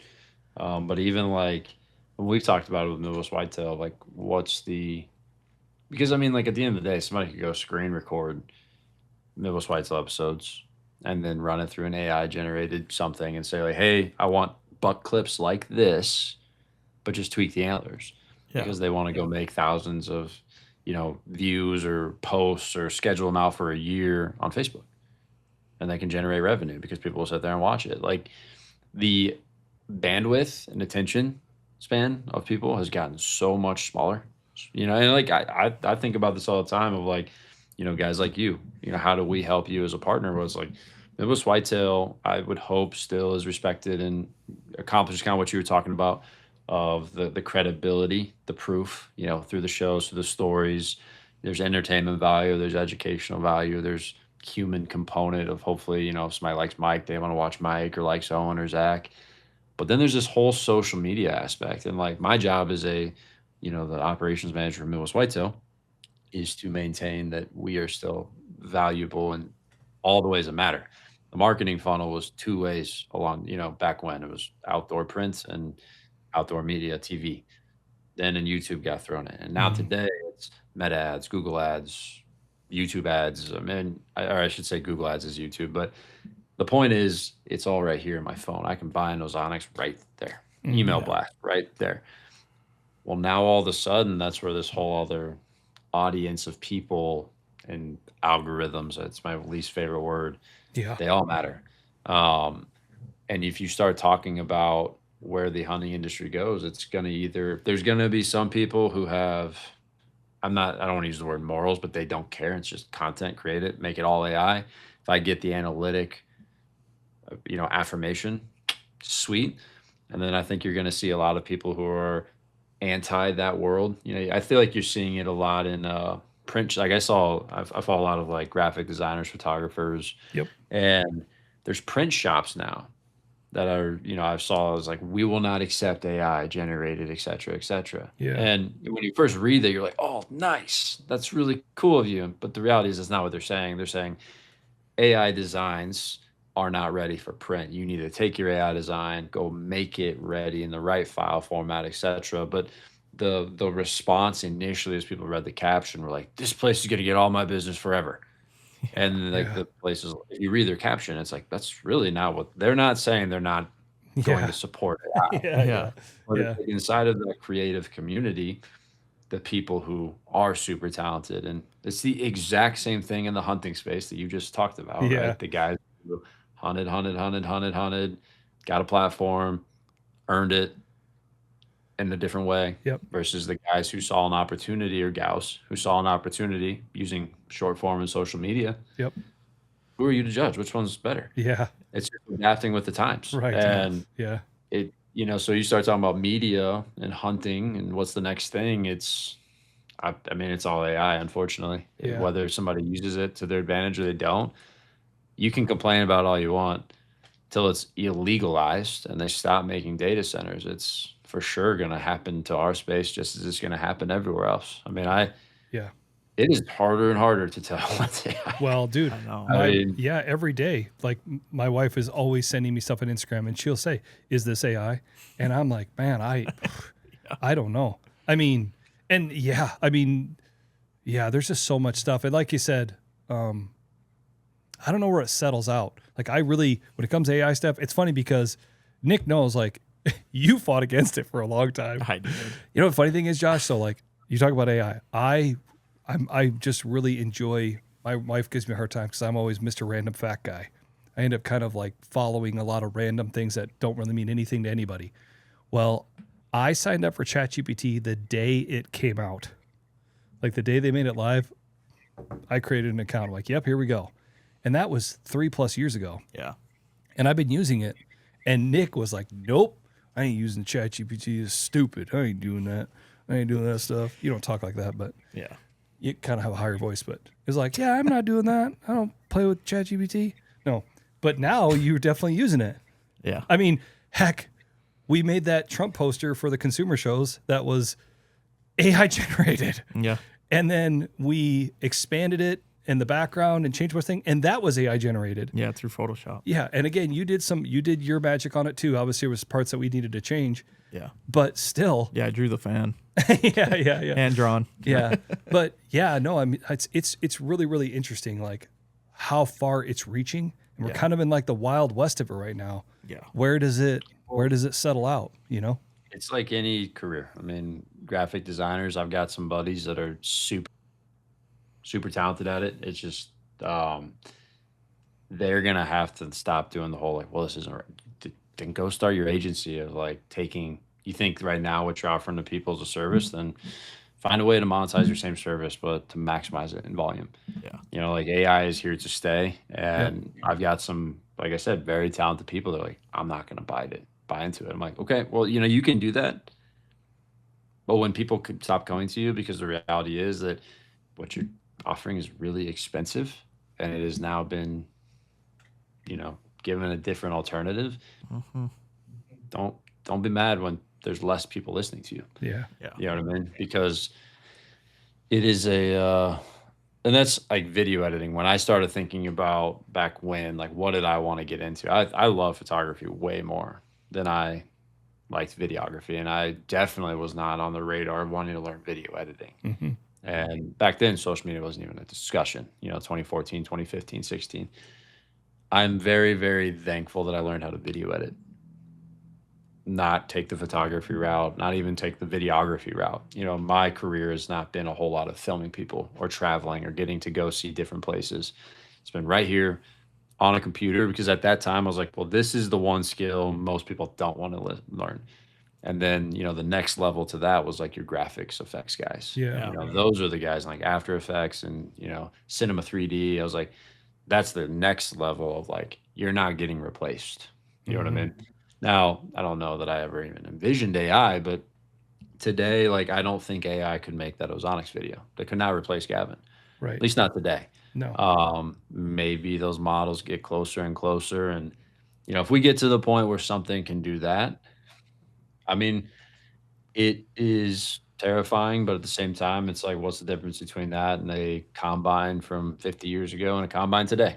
Yeah. It just got more efficient. Obviously, there's a human component of creativity, and with creativity and those types of folks comes a lot of passion, you know? And I think that that's always my like struggles. Like, I want to support creative people. I want to support people who work for that talent. But that's going to be the $1 million question. Does Ozonics continue to work with Midwest Whitetail, or does it use AI and generate all the, you know, and that's like our job, is to figure out how can we offer something that you can't go find that with. Right. Well, So it's crazy. I mean, even like I saw a thing a while back that there's a lot of like a lot of celebrities, like actors and actresses that are Voice clone. licensing and are their voice. their voice, their image, right? Name, image likeness type stuff, so that it can't be AI generated, AI like scrubbed, or I don't know if I say stolen's the right word, but you know what I mean? Yeah. You know? And I mean, heck, you know, there's been some stuff that even like you've looked at where you could put, like, to your point on the video editing, it's unbelievable. You could take a big long clip of video and just put it in and be like, make me 20, 30-second clips, enter. And it just spits them out. Yeah. Fast. And they're not perfect. No, right? not at all. No, and they're not perfect, but yeah. it's interesting how far it's come. Yeah. And to your point, Josh, like even Tatum, my wife, she looked at one time going into graphic design, and it felt like such an untouchable trade. Yeah. Yeah. They're like, oh man, like there's always gonna be graphic designers. Yeah. And it's just different now. Well, and the one place where, like, for video editing is like what we're doing right now is using AI to cut up a podcast. Yeah. You know, there's not a ton of creative behind it. You know, it's pretty monotonous when you're doing it. And if, you know, I like to cut the podcast up because I can put in clips where I want. I can adjust where the camera's going to be at and stuff like that. But it would be super easy for me to have AI do it, and they could probably cut my time down quite a bit. But I still kind of like to be able to do what I want with it. But if there is one thing in the video editing side where it could make a huge difference, is probably like with the type of stuff we're doing right now. Yeah. But This is off subject, on subject. I watched UFC 250 the other night on Paramount Plus. good. Did you watch it? Do you like UFC? Every second. Okay. Oh, I love it. Yeah, It's so good. I was at home and I'm like, oh, I'll turn on UFC fight because it was at the White House. Like, oh, it'd be kind of cool. So I'm watching it, and there was Paramount had like different ads. I don't know if it was Paramount or UFC or whoever, but they had ads that played, and it had Rip from Yellowstone. It sounded like his voice as the voiceover in the background, and it was definitely AI generated video content. Like they had like, it was like the first shot was like a man like walking, and he's wearing like a patriotic, you know, outfit, and then it showed another person walking, and then all these shots. It was like, there's no way that you guys went out and found a muddy road in the dark with all these soldiers walking along. Like, come on, you could tell it just looked AI, you know, and it was pretty impressive, you know. Well, you think about the social experiment that companies are doing. Yeah. Just putting that in where you go, does it really affect your opinion on what you watched, or do you still get influenced with what the goal of the ad was? Yeah. And the more that is put in front of us, the more I don't care. Like that's something I even noticed that, like, I always joke around with my friends. I'm like, you think you're addicted to social media? Be on the other side of it where you have to put things on it, for your business. And it's like you become real addicted. Yeah. And you really fall into the studying algorithms and that just nature of it. But it's like the amount of AI, like very obviously not somebody real talking, but it's just so normal to me now. I'm like, whatever. I'm still like, in the beginning, I was like, this is whatever. And now I'm like, "Oh, it's everywhere. So whatever." And I'm like, wow, even my like, what's the right word? Expectation, or my, that's not the right word. What am I looking Kind for? of standard. My standard. That's exactly what I wanted to say. My standard has gone down. And I'm like, And then you start seeing it on broadcast television, or think about how much worse the Super Bowl commercials were. Yeah. Creativity was just so different. And it's like, Well, that's the saddest thing about AI. And I think that's like my stance on it. It's like, I will use AI. I'm always also going to be extremely mindful to not let it be it's not going to do my job. I'm going to be me, or replace anything that the human side of me can bring, the creativity, the intentionality. Yeah. And that is the biggest risk, is it's going to create lazy people. It's going to create less critical thinkers. And ultimately, I think the product itself is going to go down. And so that's where I always fall into that category. Then I'm like, well, AI is not going to ruin the world then, because no matter who is using AI, as long as they have those other, perspectives, they're going to be able to use it as a tool. It's going to be natural selection like it's always been. Everybody's got access to really nice cameras today. That doesn't mean that they put in the time to learn how to use them, or learn how to edit with it, etc. So that's what I always try to tell my people, or like we get this question with interns, like when we're doing those interviews, and we always like to ask, like, what are your biggest concerns? Do you have any questions? And we've gotten asked the AI question a few times now. And I'm like, yeah, I get the fear of it, because they're like, why would I go into a career I'm going to get replaced then? And I just feel the same of like, AI is a part of everything you're going to go do. If you work really hard and build really good skills and have good communication and can work inside of a team, it's not going to replace your job. Yeah.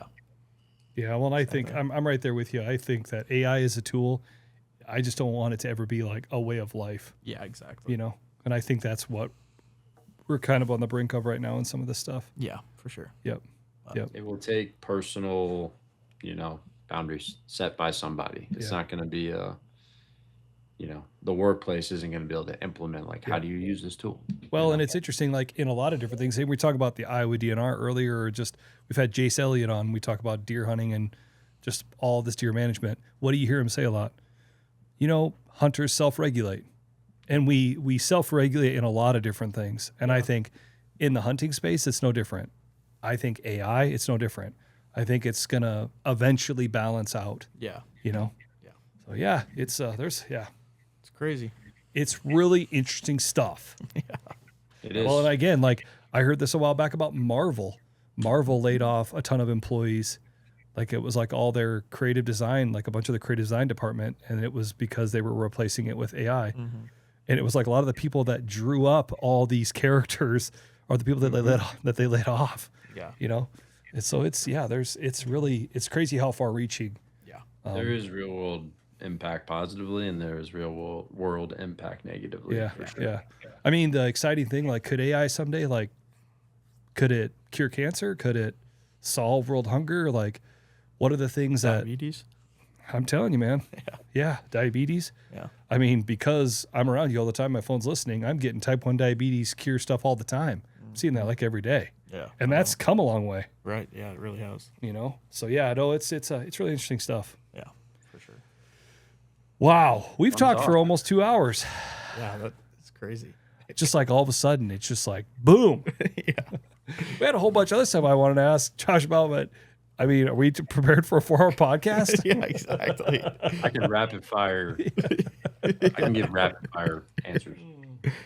Oh no, that's all right. No, we're good. I think, it's been a great. I mean, No, this is fine. Yeah, for sure. Yeah.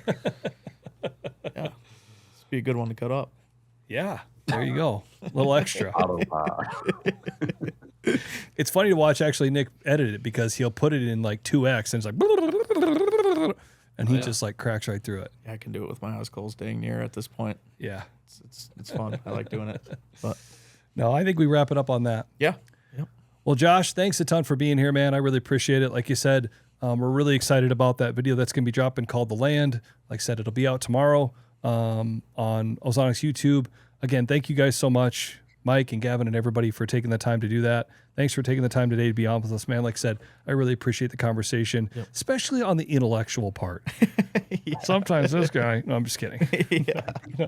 Nick's as sharp as a marble. No, I'm just kidding. You're sharp. You're really sharp. You're good. Thank you. No, you're good. Hey, thanks again, Josh. Really appreciate it. Thanks a ton, man. Absolutely. Appreciate you guys. All right, another podcast in the books. The Nuke, me, Josh. Thanks again. That's it. See you next week. Stay classy.